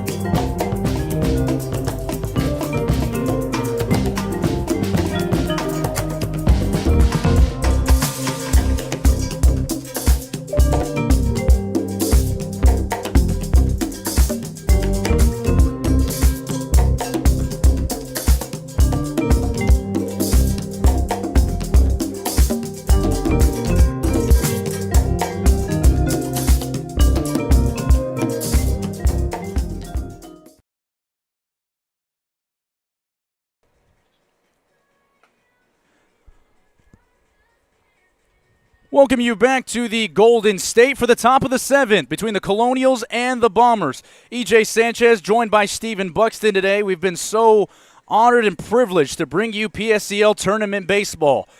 This is one of 2 today at the big stadium here at Palm Springs. First game on the turf field already has gone final, an 11-6 victory for the A's over the Haymakers. So congratulations to the Haymakers on a good season, and congratulations to the A's, Phil Demas and Jimmy Johnson, for advancing into the next round. New pitcher on the mound for the Colonials in the form of Jordan Watson, the left-hander out of Evangel University, 6'2", 210 pounds. Been one of the starters mostly for the Colonials this season. He'll be tasked with getting 3 crucial outs and trying to keep this ball game at a 2-run deficit going into the 7th. Yeah, final line for Cody Kent came in after Rion Owase hit Joe Lucari to lead off the 4th inning. Final line for him, 3 innings, 4 hits, just 1 run it was earned. Walked 3, struck out 2, a solid performance. First pitch from Watson to Asher Friedman. It is in the dirt, ball one. Watson, a 2.62 ERA this season, 28 strikeouts, 29 walks. So you obviously see where we're going there. Friedman puts this one down the third base line on a bunt. Watson throws, didn't get his footing. It's up the right field line. Asher Friedman on his way to second. Grishman will throw up the stop sign there. A leadoff hit will advance on the throwing error by Watson. Important insurance run already on second for the Bombers.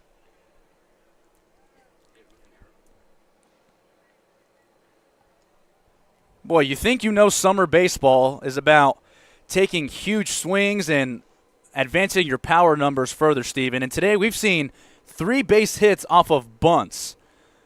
No doubt about it. There has been playoff baseball being played today at the stadium.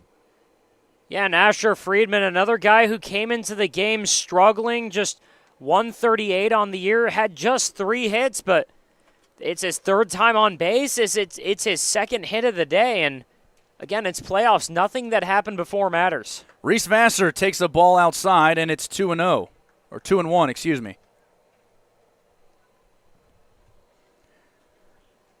Vassar singled in the first, grounded out in the second, flew out in the third and the fifth. Vassar sends this one into left field. Grishman is going to throw up a stop sign. Reese Vassar has his 2nd hit. 1st and 3rd, no outs. Joe Licari stepping up for the Bombers. Steven, if I were to tell you that a team that came into today that was 4-14, batting .208 as a team, would put up 7 runs on 13 hits, they're not done yet, against one of the best pitchers in the PSCL, you would have looked at me cross-eyed. I mean, that's just the reality of the situation. And Joe Licari has an opportunity to do more damage. Takes this pitch outside, ball one. It's insane. It doesn't happen, but it's what happens sometimes. The perfect storm, a team that has nothing to lose, they're playing with their hair on fire, and they know that, again, they just need to forget about the regular season, and they have, and all that matters is today. Licari hacks at his 2nd pitch, and it's 1-1. And it's because they're playing the game the right way. They're just putting the ball in play. They're running the bases hard. They're making all the right reads. They haven't done much wrong today. 1-1. Sent down the third base line, foul ball. Getting out of the way at third very well was Asher Friedman. He came a couple of inches from getting hit, and he goes the wrong way. And if he's touched in foul territory, that would be a tough luck out for the Bombers. And John Grishman couldn't believe that was called foul. It was borderline, but he thought he was about to send another run home. The leading strikeout mound for the Colonials on the hill, and badly needing one here. 1-2, sent into the first base side. We'll do it again. And for Watson, it's a little surprising that he's the leading strikeout guy for the Colonials, because even though he's a big guy, again, he's over 200 pounds on the mound, he doesn't throw particularly hard, sitting in the mid-70s most of the time. 1-2, outside. Roberson has to stand up to catch this one halfway into the left-handed batter's box. We have to thank Jeff Thornton for the kind words to congratulate us, Steven, and obviously Cole and Adam and Jace and Griffin throughout this season. We've all had a pleasure bringing you PSCL baseball. 2-2. Sent on a couple of hops to second base. This will score the run. The only play for Zaya is to go to first. So it's an RBI ground out for Joe Licari. And it is 8-5 Bombers. Vassar moves up to second on the play. Still only 1 out. And EJ, I mentioned earlier that the Bombers, once they started giving up runs, they'd trade runs for outs. At this point, if you're the Colonials, you can't. You're down 3. You've got 3 outs to play with once you hit in the 7th inning. This is the season right now, and they desperately need a strikeout. TK says, great job this year, Cody Kent. And Cody Kent, you have to tip your cap to him. He's the reason why the Colonials are still in this baseball game. Yeah, Kent, again, he went 3 out of the pen, just allowed 1 run, and he is the reason. The Bombers couldn't do anything against him until last inning. First pitch to Charlie Wooten is in the dirt, blocked by Roberson. Charlie today reached on a fielder's choice in the first, flew out to center in the second, flew out to left in the fourth, and had a double and came around and scored last inning to lead things off. 1-0. Taken inside, and it's 2-0. And Charlie, another guy on this team that came into today batting below 200, and it just hasn't mattered. 13 hits today for the Bombers. Just incredible. 2-0 in the dirt, ball 3. And what's incredible is Charlie's one of the guys that, as a fan, you got to really root for because it's been a tough summer for him. He's been to the ER 2 or 3 times, a couple times because of a banged-up thumb, but twice in one day because there was a carbon monoxide leak in his apartment. 3-0, catches the outside corner for a strike. He has remained having a smile on his face throughout it all. Another Texas guy that's gotten great reviews from our clubhouse manager, Sean Collins, a couple of our athletic trainers. Charlie swings at this one, and it's 3-2. But even more impressive, he played the game the next morning. As tough as they come. Charlie is in a 3-2 count. Vassar leading off of second. Jordan Watson trying to get out of this 7th inning and give his team a chance in the bottom half. The Bootleggers and the Coyotes getting set to go on the turf field. We'll have updates for you not only as soon as we have them now, but also there's a second game today that we hope you'll stick around for. The Rush and MLB DC China battling in the other 2 and 5 seed matchups. Payoff pitch to Wooten. Outside, he'll take it low. Charlie will trot down to first, his 3rd time reaching today. And Joe Thornton will step up, and what a day he would have. Joe Thornton today, 4 for 4, a stolen base, scored a run, and also in line for the victory on the mound. And that's the only thing he cares about. He's in line for that win. Not just that it's a win for him on the stat sheet, but the fact that the Bombers could continue their season thanks to him. First pitch is a breaking ball that catches the outside corner. Watson will attack with a fastball and a 12-6 curveball.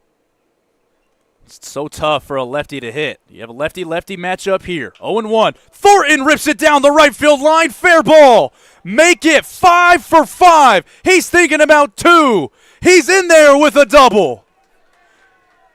Have yourself a day, Joe Thornton. 9-5 Bombers.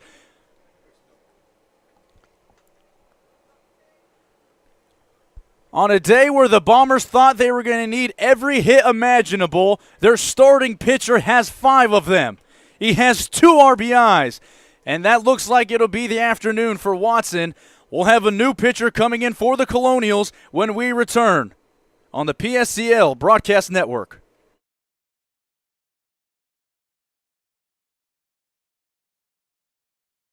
There's something winning in the Agua. Catch all the action at 360 Sports at Agua Caliente Casinos. Watch your favorite teams on our giant wraparound screens. See live scores on the LED sports ticker. Win big with our bar top games and enjoy great twists on bar food favorites. And with 3 premier casino locations, 360 Sports is the ultimate fan experience. For more information, visit aguacalientecasinos.com. Building your business is no small undertaking, and you need the right team by your side. Whether you're just getting started or expanding nationwide, Pacific Premier Bank is here to support your business every step of the way. As your trusted banking partner, we can help guide you down the right path with customized solutions designed for your business. We'll help you achieve the success you deserve. Pacific Premier Bank. Let's build your future together. Whether you're building, landscaping, renovating, refreshing, or simply researching, rent the right size tools for your size jobs. In store, online, or in-app at Sunbelt Rentals.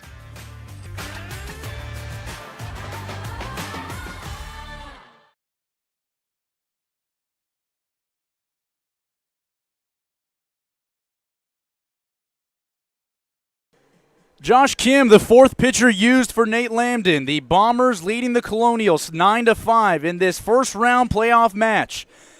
The story of the day, not only the 9 runs on 14 hits for a team that was batting .205 coming into today, but the starting pitcher, Joe Thornton, who's getting a lot of love from his family listening from around the country.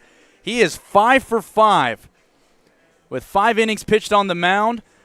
It's hard to pick a different player of the game as of right now, but he has been outstanding. His sister Claire saying that she taught him everything he knows. And Miss Kate Russell saying she seconds Jeff when talking about our broadcast this summer. Says that Bobby prevented her from coming up here and saying hi while she was in town. We would have welcomed it. It was not weird at all. But the runners are on second and third. First pitch from Kim. Called strike. Check down to second, not in time. A good throw from Roberson as they wanted to see if they could catch Joe Thornton napping. He's able to get back in plenty of time. 0-1. Daniel Jenkins, another hero of the day. 2 for 3. 4 RBIs for the left fielder. 0-1 inside and puts his right back foot back, avoiding the way of the pitch. It's 1-1. EJ, we've mentioned the heroics of Daniel Jenkins, but Joe Thornton, he's got 5 hits on the day. The Bombers have 8 separate games, whereas a team, they didn't record 5 hits. It's just outstanding what you see when the playoffs start. 1-1, sent down the right field line, but it's trailing foul. And it's not like an indictment on the Bombers or anything. It's just, given the circumstances, given how the season went, given what they've gone through, to see them start the playoffs like this is just jaw-dropping. 1-2 to Daniel Jenkins. Kim's delivery. Sent down the right field line, and it's look-out time for the visiting dugout. Looked a little like your 5-iron, Stephen. You know, I mean, I have a... I have to get a little creative with my shots. We sometimes got to play to a slice. That was a beam from Daniel Jenkins. He sees another 1-2 way outside, and Roberson's able to stay in front of it. It's 2-2. All I know is nothing I hit is going straight, EJ. Well, Daniel Jenkins is doing his best Stephen Buxton impression in the batter's box. Probably wants to turn this one a little more straight, more to the tune of myself with my 8-iron. And it's 2-2. Kim hunting a strikeout. This is tapped to the third base side. Macias is up with it, delivers home. They tag out Wooten at the plate. They get the lead runner. A huge out for the Colonials. There's 2 away. And I don't think the contact play was on with the infield brought in, Steven, if you see the reaction right now from Jonathan Grisham. Yeah, Grisham, again, not happy with the base running there, but he should be a little more happy if the Bombers can get 3 outs in the next half of the inning. Bobby Irving, 0 for 1, 3 walks today. He swings at his first pitch. It's a slider, and he chops it back into the screen, 0-1. And that's how it is with any time you've made a couple mistakes in a game, anytime a coach isn't too happy with some of the choices you've made, it's always a whole lot easier to, at the end of the day, if you win the game, go and just do some constructive coaching. Bobby Irving sends this one down the right field line. It'll take 1 hop and reach the visiting batting cages. For the Rush and MLB DC China, who are warming, getting ready for their game, that might be a couple of minutes behind schedule. Is slated for 11:30. It is 11:26 here on the West Coast. 0-2 to Bobby Irving. High, and it's 1-2.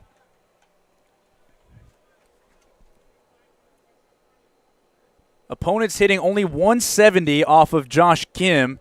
He now leads the team in appearances with 9.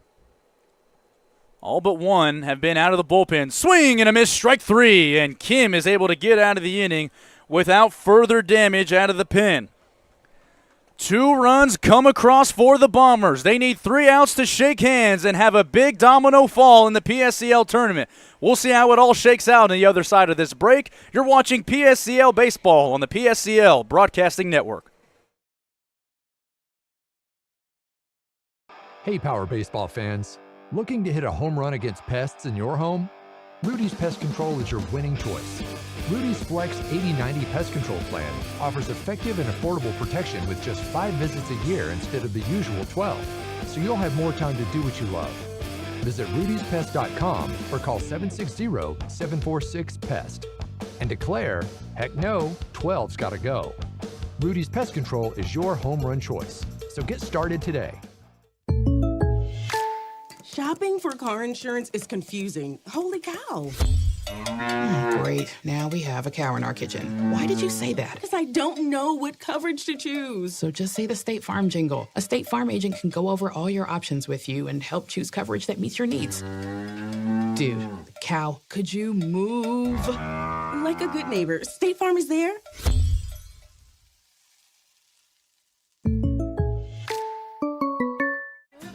Family setting, you know, we come and we get into conversation, and it's comfortable here is what I guess I'll say. It's comfortable. The hot cocoa has whipped cream and sprinkles in the whipped cream in the hot cocoa. Very family oriented. You know, they cater to the kids. They got the coloring books and crayons, and they have kid-sized stuff about almost for everything that you would want. So young and old, everybody can enjoy it. It's the best. Made from scratch memories. Elmer's.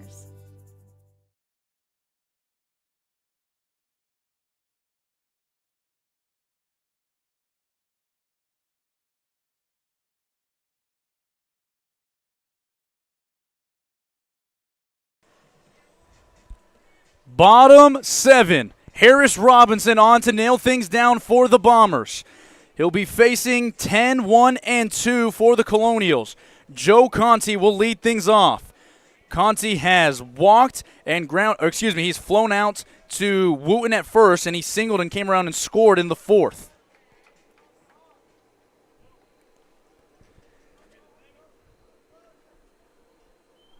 Harris Robinson, the sidewinder with the hair poking out of his his gray and orange cap and his yellow Bombers jersey. He misses with his first offering, 1-0. And more importantly for the Bombers, if they go on to win this game, Robinson has a bit of a rubber arm coming out of that bullpen. He's had a ton of back-to-back appearances so far this season. It's 2-0 to the leadoff man, Joe Conti. The Colonials trailing 4 runs. 2-0 floats in for a called strike inside corner. Robinson's done great work this year so far. 6 scoreless appearances, and ERA just over 2.5. This one sent into left field on a line, and having to play it on a hop will be Jenkins in left. The Colonials have life in the 7th. 2-for-3 day for Joe Conti. It'll bring up Haruta Endo. Haruta took his luck swinging the bat in the first inning. It resulted in a strikeout, so he says, you know what? He has put down 2 bunts that have resulted in hits. He's doing it now, squaring around, now pulls back, swings at this, sends it to Colick at second. Not able to come up with it. Play at first, not in time! Harry Colick knocks it down on the backhand, and we thought it would be a hit in general. Haruta hustling down the first base line, beats the throw. And we'll wait for an official ruling, Steven. That's a tough one to score and a tough luck, maybe error for Harry Colick. Haruto Endo, he's 3 for 4, and he hasn't had a ball leave the infield yet, EJ. I don't think he minds that, trust me. We'll get a pinch hitter up. It'll be Kaysen Davenport who will hit for Ray Avila. Kaysen Davenport out of Cisco College, one of the better regions of JUCO baseball in the country. And Kaysen has been a usual starter for the Colonials this season. First 2 have reached. He sends this one down the left field line, hooking, foul. Boy, he put a charge into that one, Steven. And not a lot of deception so far. They are really seeing Robinson well. Yeah, Davenport this season, 308 average, got on base at a 471 clip. 855 OPS. He's been in the heart of this Colonials lineup all year, and he's been great for them. Just 3 RBIs, but 8 hits. He has a couple of extra base hits, and I think that's along the line of thinking right now for Nate Lambden. A 1 pitch, misses outside. Looks like a fire drill going down in the right field bullpen. Getting back and warming for the Bombers is Manny Liberty. Tying run on deck. Robinson's 1-1. Swung on and missed. Able to fool him with the slider. And they're thinking of Davenport's pop right here because that Bombers outfield is playing really shallow, especially in right field with a big gap. If he gets anything in the gap over there, it's going to the wall. 1-2 pitch. In the dirt, gets away from Irving. Everybody will move up 90 feet. Endo to second. Conti to third. That'll certainly make things a lot easier, and you see Bobby now kicking himself a little bit. He knows that that's probably a ball he should go down and block instead of testing his luck with the backhand. But more importantly, it's not over yet, EJ. 2-2 to Davenport. In the dirt, blocked by Irving. 3-2. Max Duckweiler, the three-hole man on deck. Trinity Beelan would hit when it gets to him. 3-2. Robinson's pitch. Swung on and missed. He got him swinging. Huge first out for the Bombers in the seventh. It'll send up Max Duckweiler. Officially 0 for 1, a couple of walks. Robinson set at the belt, sidewind delivery, low for a ball. Stephen, I always say when you're chasing a number like this, all you really can hope for is to get the tying run to the plate. And if the Colonials are able to do that, it's the right part of the order for the job. 1-0 to Duckweiler. Low for a called ball. Robinson's command hasn't been pristine, suffice to say, so far in this seventh inning. The Bombers trying to shock the PSCL building with a huge win over the two-seeded Colonials. That pitch also misses outside, 3-0 to Duckweiler. And if I'm on that Bombers bench right now, I'm considering just letting this pitch by, give up the walk, and now you've got the force play everywhere. And that's exactly what they do. Max Duckweiler is walked for the third time today. I know you've got the tying run out the plate, but you've still got a chance at a foul ball. Or not a foul ball, but a ground ball for a double play. The bases are loaded with Colonials. Trinity Beelan at the plate representing the tying run. First pitch to him. Inside, it hits him. Trinity Beelan will trot down to first with an RBI hit by pitch. Conti will come in to score. And the winning run now at the plate. You just knew the Colonials weren't going to go away quietly, didn't you, Stephen? They weren't going to, and they haven't all year. Again, they had that 5-game winning streak, but they never really got into too much of a rut. They only ever lost 1 or 2 games in a row every time out, and they were always in them.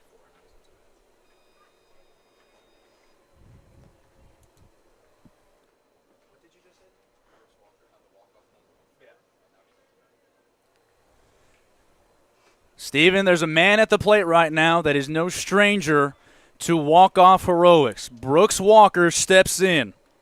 He walked in the second, struck out in the 4th and 5th innings. He has the only walk-off home run this summer in the PSCL. What a time if he'd be able to do it again. Robinson's first pitch to him, outside, ball 1. Endo at third, he singled. Duckweiler at second, he walked. A few moments ago, Trinity Beeland was hit by a pitch. He stands off of first. 1-0. Low, ball 2. This would be Manny Liberty's game if Robinson's not able to finish out this 7th inning. The Colonials have trailed all day. 2-0. Cold strike. He lands a breaking pitch, and it's 2-1. And I'm not surprised by the approach here on the mound. Robinson trying to work it low, trying desperately to get a ground ball. 2-1. Line down the left field line, hooking foul. It'll send the count to 2-2. Brooks Walker this season, a .318 batting average. Second on the team in RBIs with 6. Leader in extra base hits with 5. 4 doubles and the aforementioned home run. Harris Robinson in the most pressure-crunching situation he's been in this summer. He closed out this exact team 3 days ago. 2-2. Fouled back off of his foot and will do it again.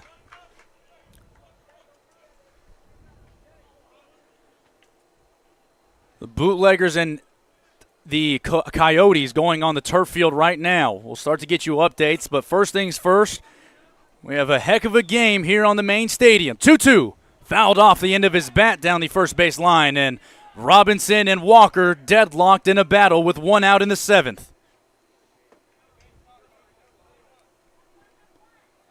Tino Zaya is currently scheduled to hit in the on-deck circle. Robinson will take a second to tie his shoe, make sure he's all ready to go. The defense behind him. Jenkins, Lakari, Friedman in the outfield from left to right. Carlin, Vassar, Kolick, and Wooten left to right in the infield. Bobby Irving has caught all 7 innings today. Walker crouched over home plate. The 2-2. Sent down the third base line, foul. Whether or not it was intentional, I like Robinson going down to tie the shoes there. It gives him a second just to catch his breath after what's been a long inning so far. Should Walker reach, I think this is his last hitter for Robinson. 2-2. Way outside. It gets away from Irving. Endo will come in to score. It's a 2-run game in the 7th.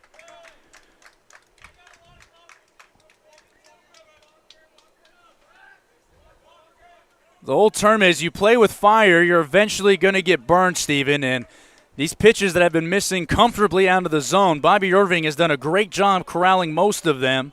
But one comes in to score, and now the tying run in scoring position. Brooks Walker can be the hero. Payoff pitch.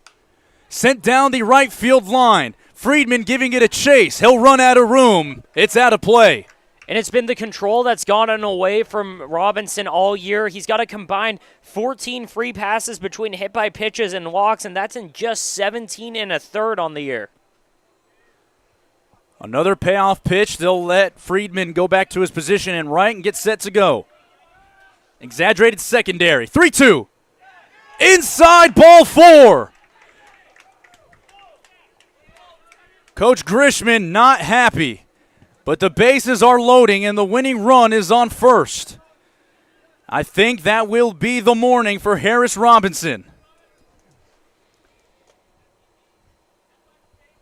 As he trots out to the mound, Grishman is not happy about it. I think that will be it, though. And we'll get the new information on Manny Liberty when we return. Don't go anywhere. The Colonials have the winning run on first in the bottom of the 7th in the opening round of the PSCL Championship Tournament. We'll be right back on the PSCL Broadcast Network. Think of the highest quality you can imagine. Now, think higher.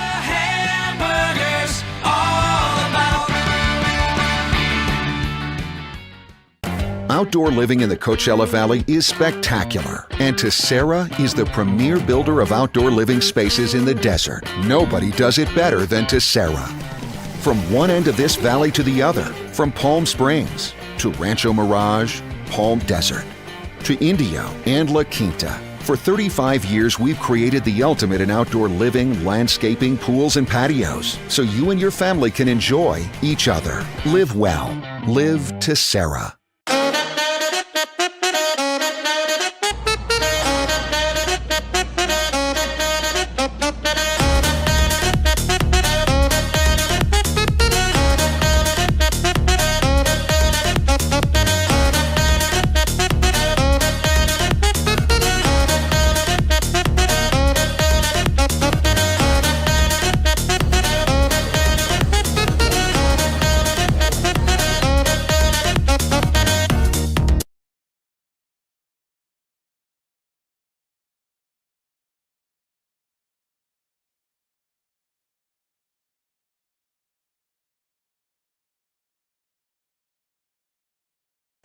Back in Palm Springs, Manny Liberty, the new pitcher for the Bombers, will be tasked with trying to nail down the final 2 outs for the Bombers, who have led all day against the Colonials. They got out to a 4-0 lead in the first, tacked on another in the second.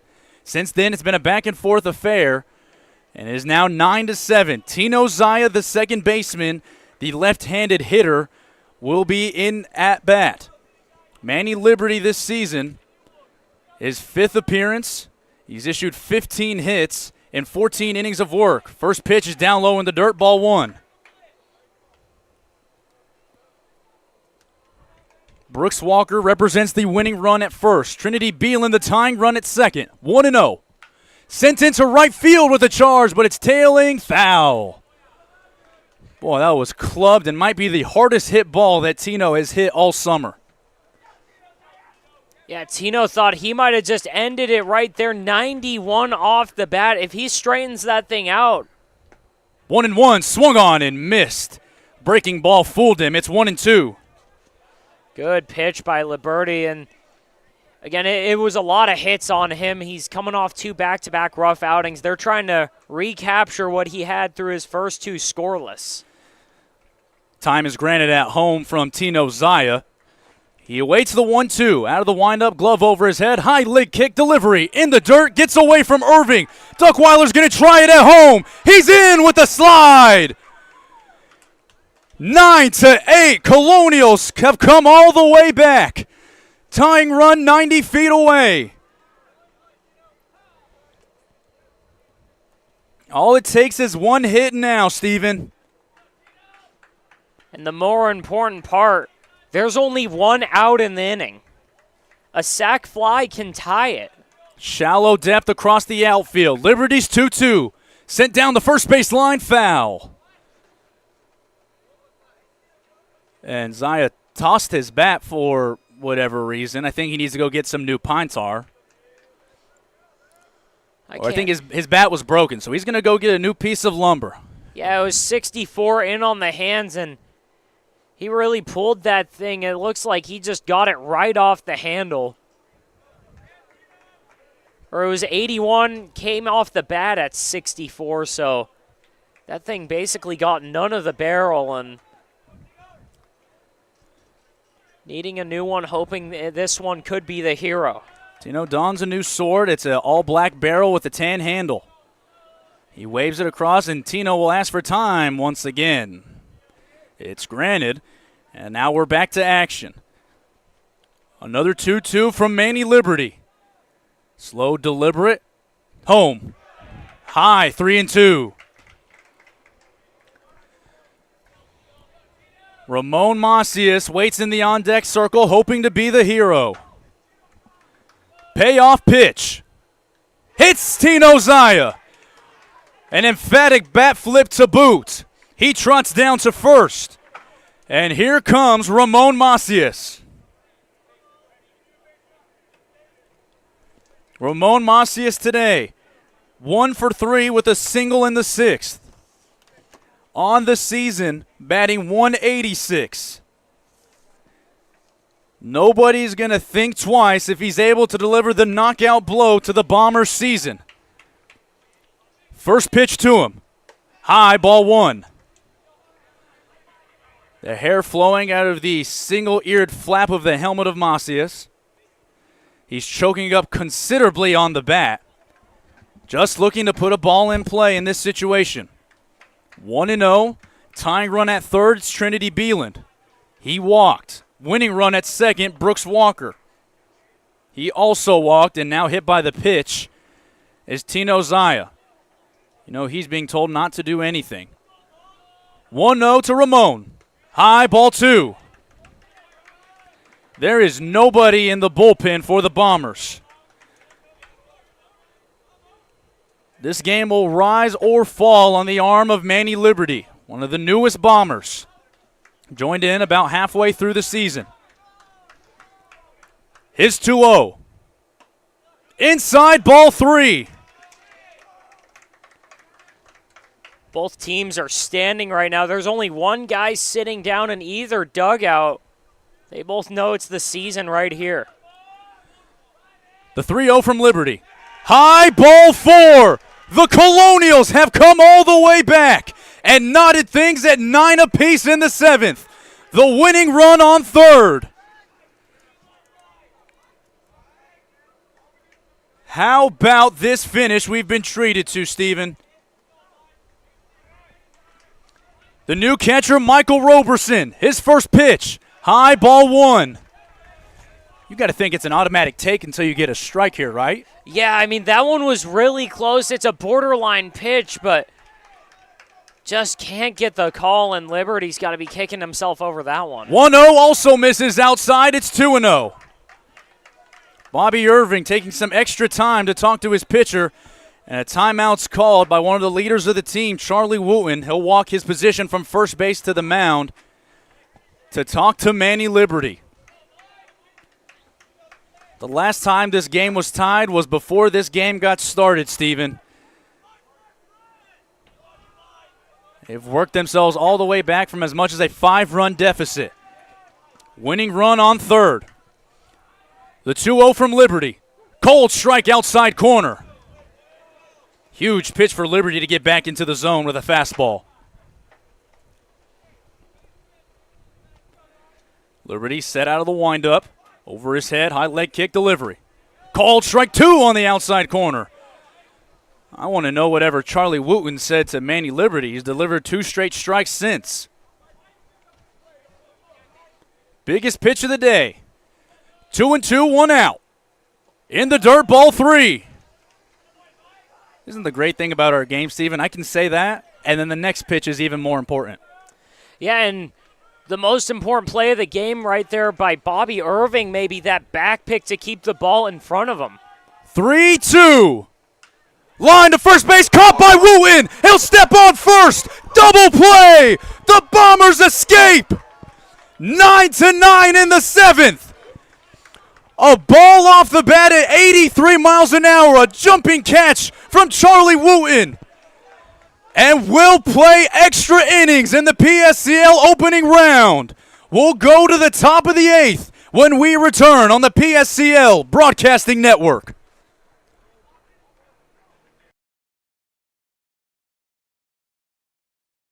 Try our big, beautiful all-day menu with more than 70 delicious dishes and our award-winning 3-course brunch for only $29.99. At Palm Springs' most popular restaurant, there's always a party at Lulu. Whenever you find yourself hungry for something real, simple, and true, we're here for you. That's what a hamburger's all about.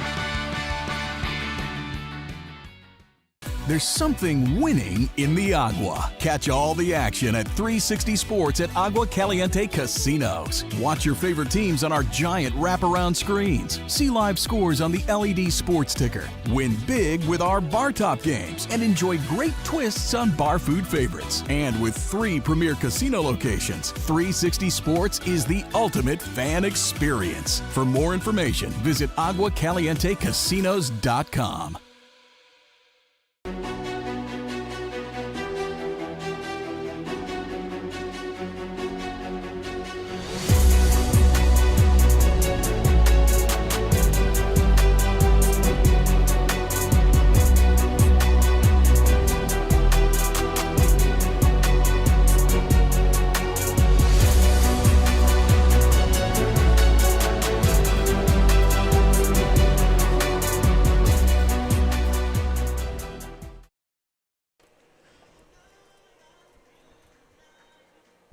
Top of the 8th in Palm Springs, California. Extra innings are upon us in the opening round of the PSCL Championship Tournament. The playoffs starting off with a bang here at Palm Springs Stadium. EJ Sanchez and Stephen Buxton alongside you. We thank you so much for inviting us into your car, into your office, into your home, wherever you might be listening. You've been treated to a treat. If you are just joining us, the Bombers have led the entire way through, and they took a 9-5 lead into the 7th inning. But 4 runs come across for the Colonials. They have the winning run at third with only 1 out. The new catcher, Michael Roberson, sends a line shot to first base, a jumping catch from really the emotional leader of the Bombers, Charlie Wooten. He jumps, makes the catch, steps on first for the inning-ending double play, and prolongs the season for the Bombers, who came into today at 4-14, and nobody's media choice to make a deep run into the playoffs but they have battled the Colonials tooth and nail, and now they find themselves in an extra inning game with their 7, 8, 9 men scheduled to hit. Harry Kollick had an RBI sac fly in the first, grounded out to third in the third, flew out to left in the fourth, and walked in the sixth. Joshua Kim on for his second inning. His first pitch is floated into right field. Joe Conti has a beat on it, trailing towards the line, makes the catch near the line for the first out. One pitch, one out. Here comes Michael Carlin. He reached on an error in the first, singled in the third, flew out in the fifth, and struck out in the sixth. Looking for his second hit. A slow curveball from Kim on that last pitch at 67. First pitch. Misses high and inside, ball one. And EJ, that last inning is why the regular season doesn't matter anymore. It's all just here and now, the present moment, the playoffs. Charlie Wooten, how much he struggled this year, just saved the Bombers' season on that play. Ball two now to Michael Carlin. That pitch missed low and inside. Carlin, another one of these guys, only had one hit the entire season. He has a huge hit today in the playoffs. He misses upstairs. Ball three does Kim. Same defensive alignment throughout, although Kaysen Davenport remains in at short after he pinch hit for Ray Avila. So the Cisco College man sitting at short. 3-0 pitch. Outside, ball four. The go-ahead run is on first. Asher Friedman, who is 2 for 4, will have an opportunity to record his first 3-hit game of the season.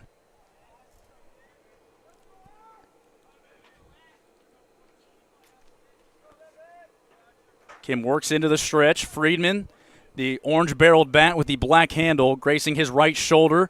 He squares around to bunt. Upstairs, ball one. He pulls it back. Friedman played a good right field today for the Bombers in his limited action.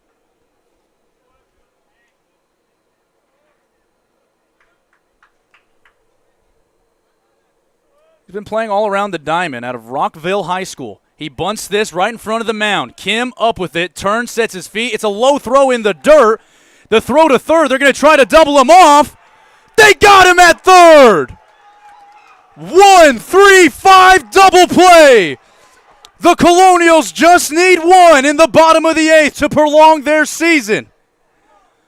We'll see if they can when we return on the PSCL Broadcasting Network.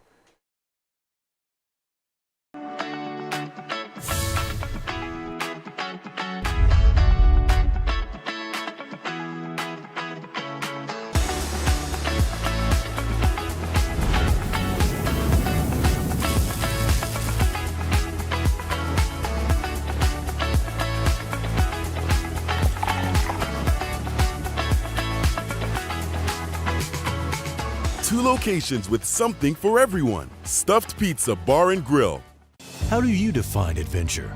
Riding the world's largest rotating tram car? Taking in SoCal's awe-inspiring views? Exploring over 50 miles of pristine wilderness? Enjoying casual or fine dining at 8,500 feet? Discovering our history? Experiencing our scenic trails? Getting that perfect souvenir? Whatever your adventure, you'll find it at the Palm Springs Aerial Tramway. Adventure at its peak. Begin your adventure at pstramway.com. Desert Air started right here in the Coachella Valley in 1954, and we've been welcoming customers to our family ever since. With nearly 70 years of proven trust, dependability, and experience, we've got the AC and heating expertise to help you all year round. Plus, our factory-trained technicians provide well-informed maintenance, repairs, and installation, so you get our industry-best products with industry-best service. Contact our family at Desert Air. We'll make sure you live comfortably, always. Bottom of the eighth at Palm Springs Stadium. The Colonials just need one to come all the way back after trailing 9-5 in the seventh, 5-0 in the second. They've battled their way to a chance to advance. Manny Liberty's first full inning. Misses outside, ball one to Lucas Shoemaker. And how much of a leash are you going to have on Manny Liberty after that last inning? He couldn't find the zone, and Only one run here to work with. This is Sky down the first base side. It's 1-1. To be honest with you, Steven, I think this is Manny Liberty's game to win or lose. There's nobody warming in the bullpen, and I really don't know if there is much left after him. 1-1. Upstairs, ball 2. 2-1 to the new left fielder who entered in the 5th inning as a defensive substitution out of the College of San Mateo. 2-1 pitch graces the outside corner. It's 2-2. I think you might see a different Manny Liberty this inning, Steven, just because it's a fresh inning. There's nobody on base. He's able to go from the windup like he likes. Able to settle into his own rhythm. The 2-2 was floated into shallow right field. Coming on is Friedman. Makes the two-handed catch in shallow right field for the first out of the 8th.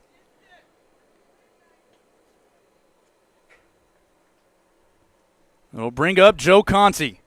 Conti flew out in the 3rd. Reached on an error in the 4th, singled and came around to score in the 4-run 7th.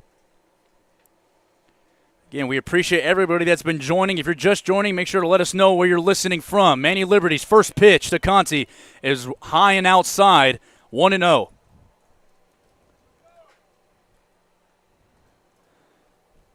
The gusts starting to blow from the northwest at Palm Springs Stadium. The United States flag blowing that direction in high center field.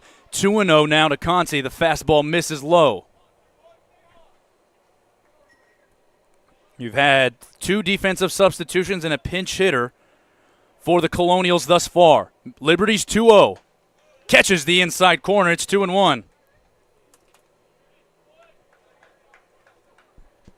Manny Liberty, one of the newest Bombers on this roster, has been extremely relied upon. Opponents hitting .268 against him. His 2-1 pitch is called, and the count's even at 2-2.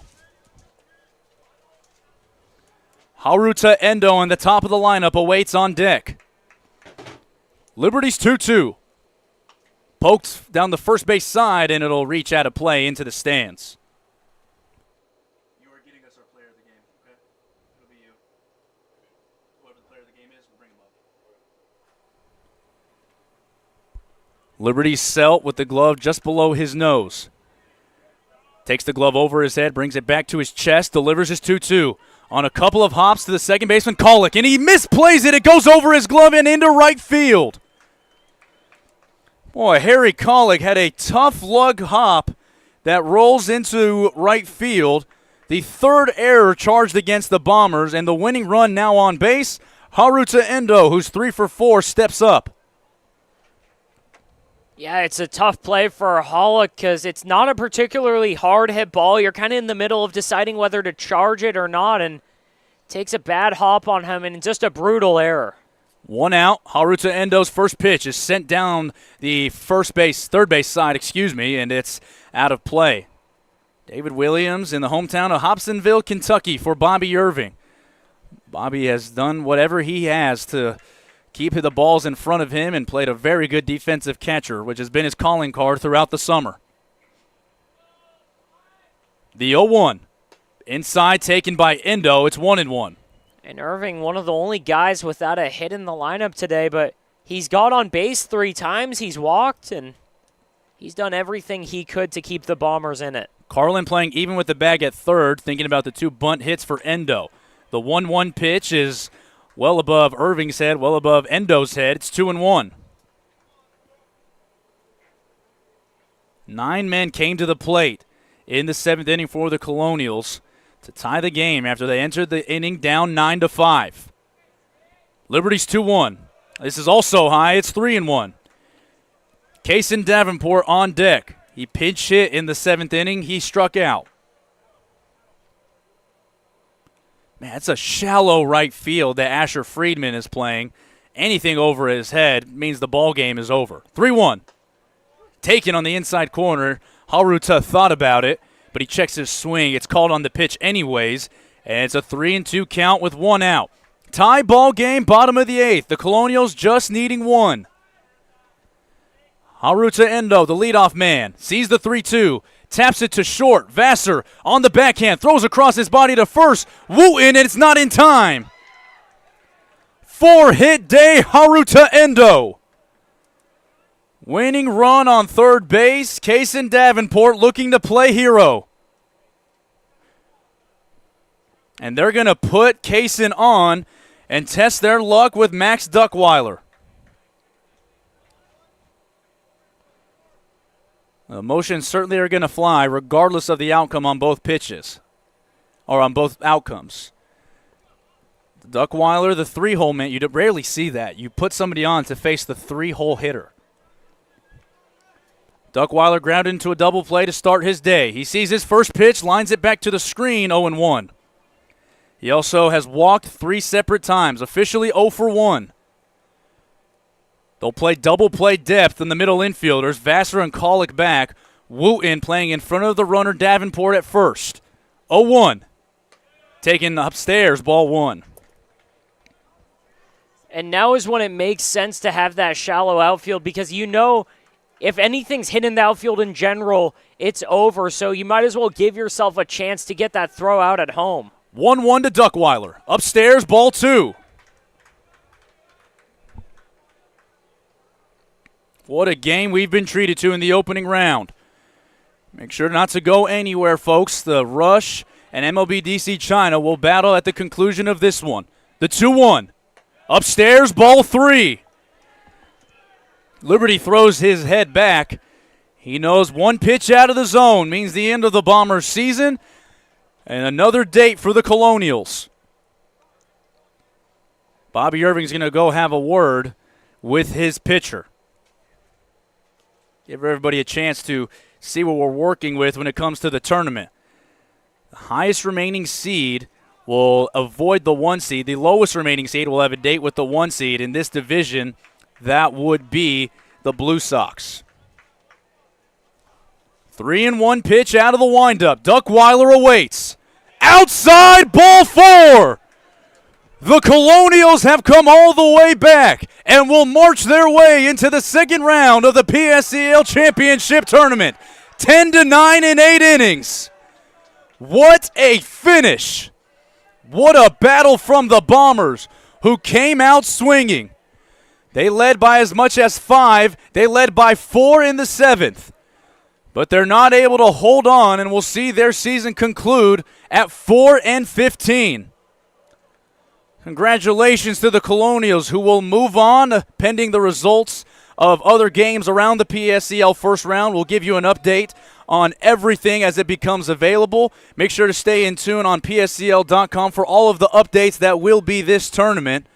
But, Steven, opening game, this is what we get. I can't imagine what we're going to get the rest of the way through until we get to Tuesday. Yeah, EJ, it's crazy what we just saw. The Bombers, who were basically dead in the water for most of their season, they get in the playoffs and they just explode in the beginning of the game. 4 runs to start it in the first. They took a 5-0 lead, and at one point they were up 9-5 going into the 7th. It just really speaks to the resilience that Nate Lambden's team has. They improved their record overall this season to 11-8 as John Grishman is being talked to by the rest of his team. And this is a Bombers team that has gone through a lot over the summer, but they've bonded their way through, have gone on a couple of winning streaks. They still had 3 representatives in the All-Star team with Bobby Irving, Reese Vassar, and John Grishman was the coach of the All-Star team. So nothing to hang your head about if you are the Bombers. Make sure to stick around for just a few more moments. We will have the conclusion, or excuse me, the beginning of the Rush and MLB DC China, which if I had to guess, would start somewhere from 12:25 to 12:30. And stick around. We might be able to have Max Duckweiler on for a quick post-game interview. We'll step aside, though, just in case, and if not, we'll bring it back to sign off from Palm Springs. Final score, 10-9. We hope to have Max Duckweiler in just a moment on the PSCL Broadcast Network.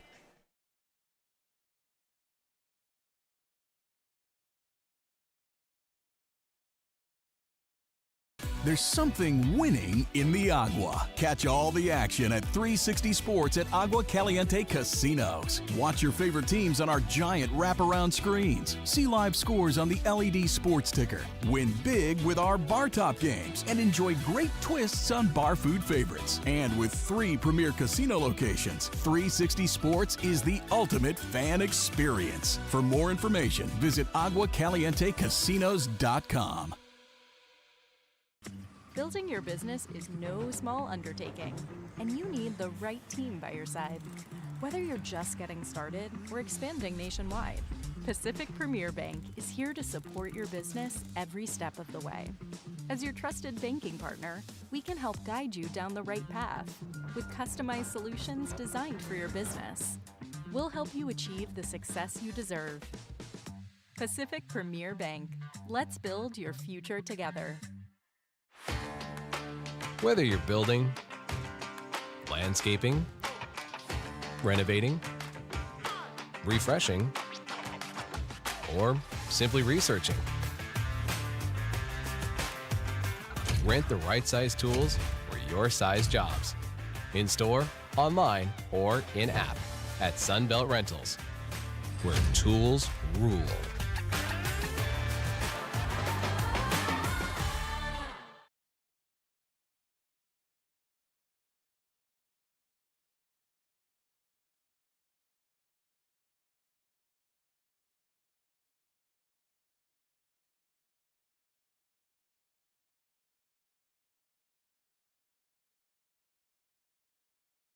Hey, Power Baseball fans.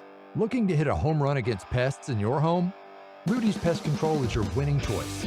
Rudy's Flex 80/90 Pest Control Plan offers effective and affordable protection with just 5 visits a year instead of the usual 12, so you'll have more time to do what you love. Visit rudyspest.com or call 760-746-PEST and declare, heck no, 12's gotta go. Rudy's Pest Control is your home run choice, so get started today. Shopping for car insurance is confusing. Holy cow. Great. Now we have a cow in our kitchen. Why did you say that? Because I don't know what coverage to choose. So just say the State Farm jingle. A State Farm agent can go over all your options with you and help choose coverage that meets your needs. Dude, cow, could you move? Like a good neighbor, State Farm is there.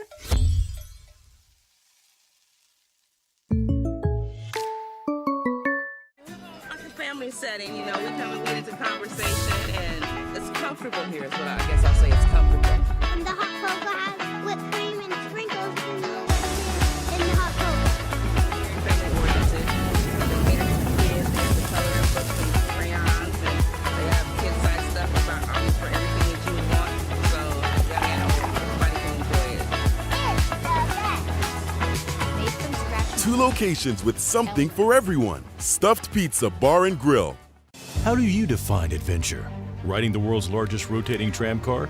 Taking in SoCal's awe-inspiring views? Exploring over 50 miles of pristine wilderness?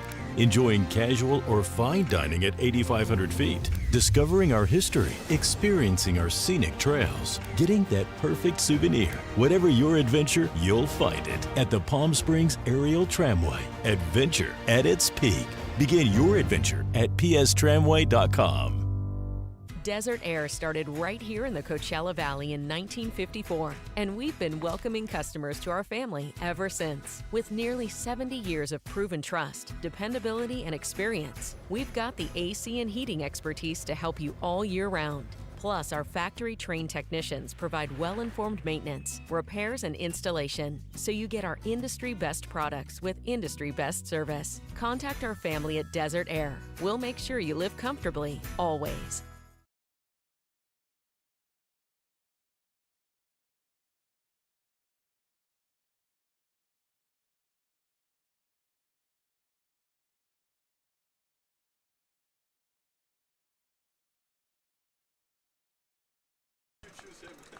We welcome you back into the PSCL Broadcast Network. EJ Sanchez joined by Stephen Buxton, and momentarily we will be joined by Max Duckweiler, our player of the game. He gets the winning RBI and 10 runs on 10 hits, was on base 4 times, and he was asked to be the man to be the hero, and he didn't chase out of the zone, Stephen. But overall in this game, what a game by the Bombers. 9 runs on 14 hits. And the Colonials do just enough with 10 runs on 10 hits, and they walk later in the game, and here we go. Max approaching us right now. Steven, just your quick thoughts before we get Max up here in the booth with us. It was a great game. I mean, we saw everything. Again, the Bombers started off with that big lead. It seemed like the Colonials were dead for a while, but they came fighting back. They never gave up, and thanks to a handful of walks, hits, stolen bases, the Colonials, they'll move on. They live another day. And now we are joined by the hero of the hour, Max Duckweiler. Max, let's talk about this game. Let's talk about that at-bat for you, just in general. Kaysen gets put on right before you. You've already walked 3 times a day. Technically, you're 0 for 1. Take me through your mindset as soon as you see Kaysen toss his bat in shin guard and go down to first. I kind of expected it, and I was really just ready to get a fastball immediately and just try to hit a hard line drive and left center, right center, wherever the ball is at. So that was really my goal. I'm just looking for my pitch right there. Max, you guys are down early to start with. You've got Joe on the mound, and it seemed like nothing could go your way through the first couple innings. What was the mood like in the dugout? What was being said? I mean, the mood was a little down, but I was telling the guys, and everyone knows that, you know, we love a good comeback, and we've had some good comeback games already this year. So we just really wanted to just get the bats going. We started seeing the ball better at the plate, getting some more walks, and I think that was the big kind of change. And then just putting balls in play, making the other team make plays, like that was just the game changer for us. Talk about Joshua Kim right now. He comes in when you know he's not scheduled to pitch today. Rian doesn't give you the length that you would come to expect from him. And you've run through a couple of pitchers, and he pitches a couple of good innings out of the bullpen. Talk about what Josh was able to do in getting this win for you guys late. It was huge. I mean, Josh getting the strikes in and then making our defense get plays, and we had that big play by – going to first and then getting the tag out in that last inning with Ramon. So that was huge, and that was all set up because Josh was just filling the zone up, making him hit the ball. And how much of it, knowing that, again, you guys were down, you needed to just get something on the board, with how the first couple innings went with a couple lucky breaks for the Bombers, a hard-hit double play, a liner back to Thornton on the mound, just knowing that eventually you guys, the bad luck couldn't keep going. Was that in your mind? I mean, of course it's in your mind a little bit, but we really just kind of put it past us, and we were just like, hey, it's either going to be our last day or we're going to keep playing, so we might as well just go as hard as we can with the little amount of time we have left. So we just wanted to put it all out there. You guys dodged the 1 seed. You guys advance on. You have the game to watch in between. What does the next 24 hours look like for you guys as you get set to go in the semifinals? I'm going to hit the pool for sure. Drink a lot of water and just, visualize success. So that's what I'm going to do. Max, thank you for so much for your time. Congrats on the win. Enjoy it. Yep, thank you guys. Appreciate you, man. Yep, of course.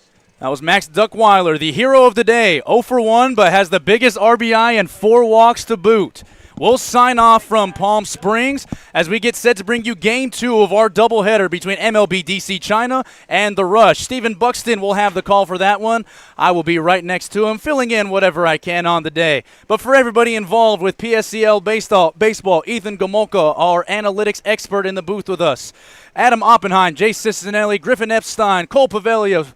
For Stephen Buxton, I'm EJ Sanchez, signing off from the heart of the desert. 10-9 victory as the Colonials march on in the PSCL tournament.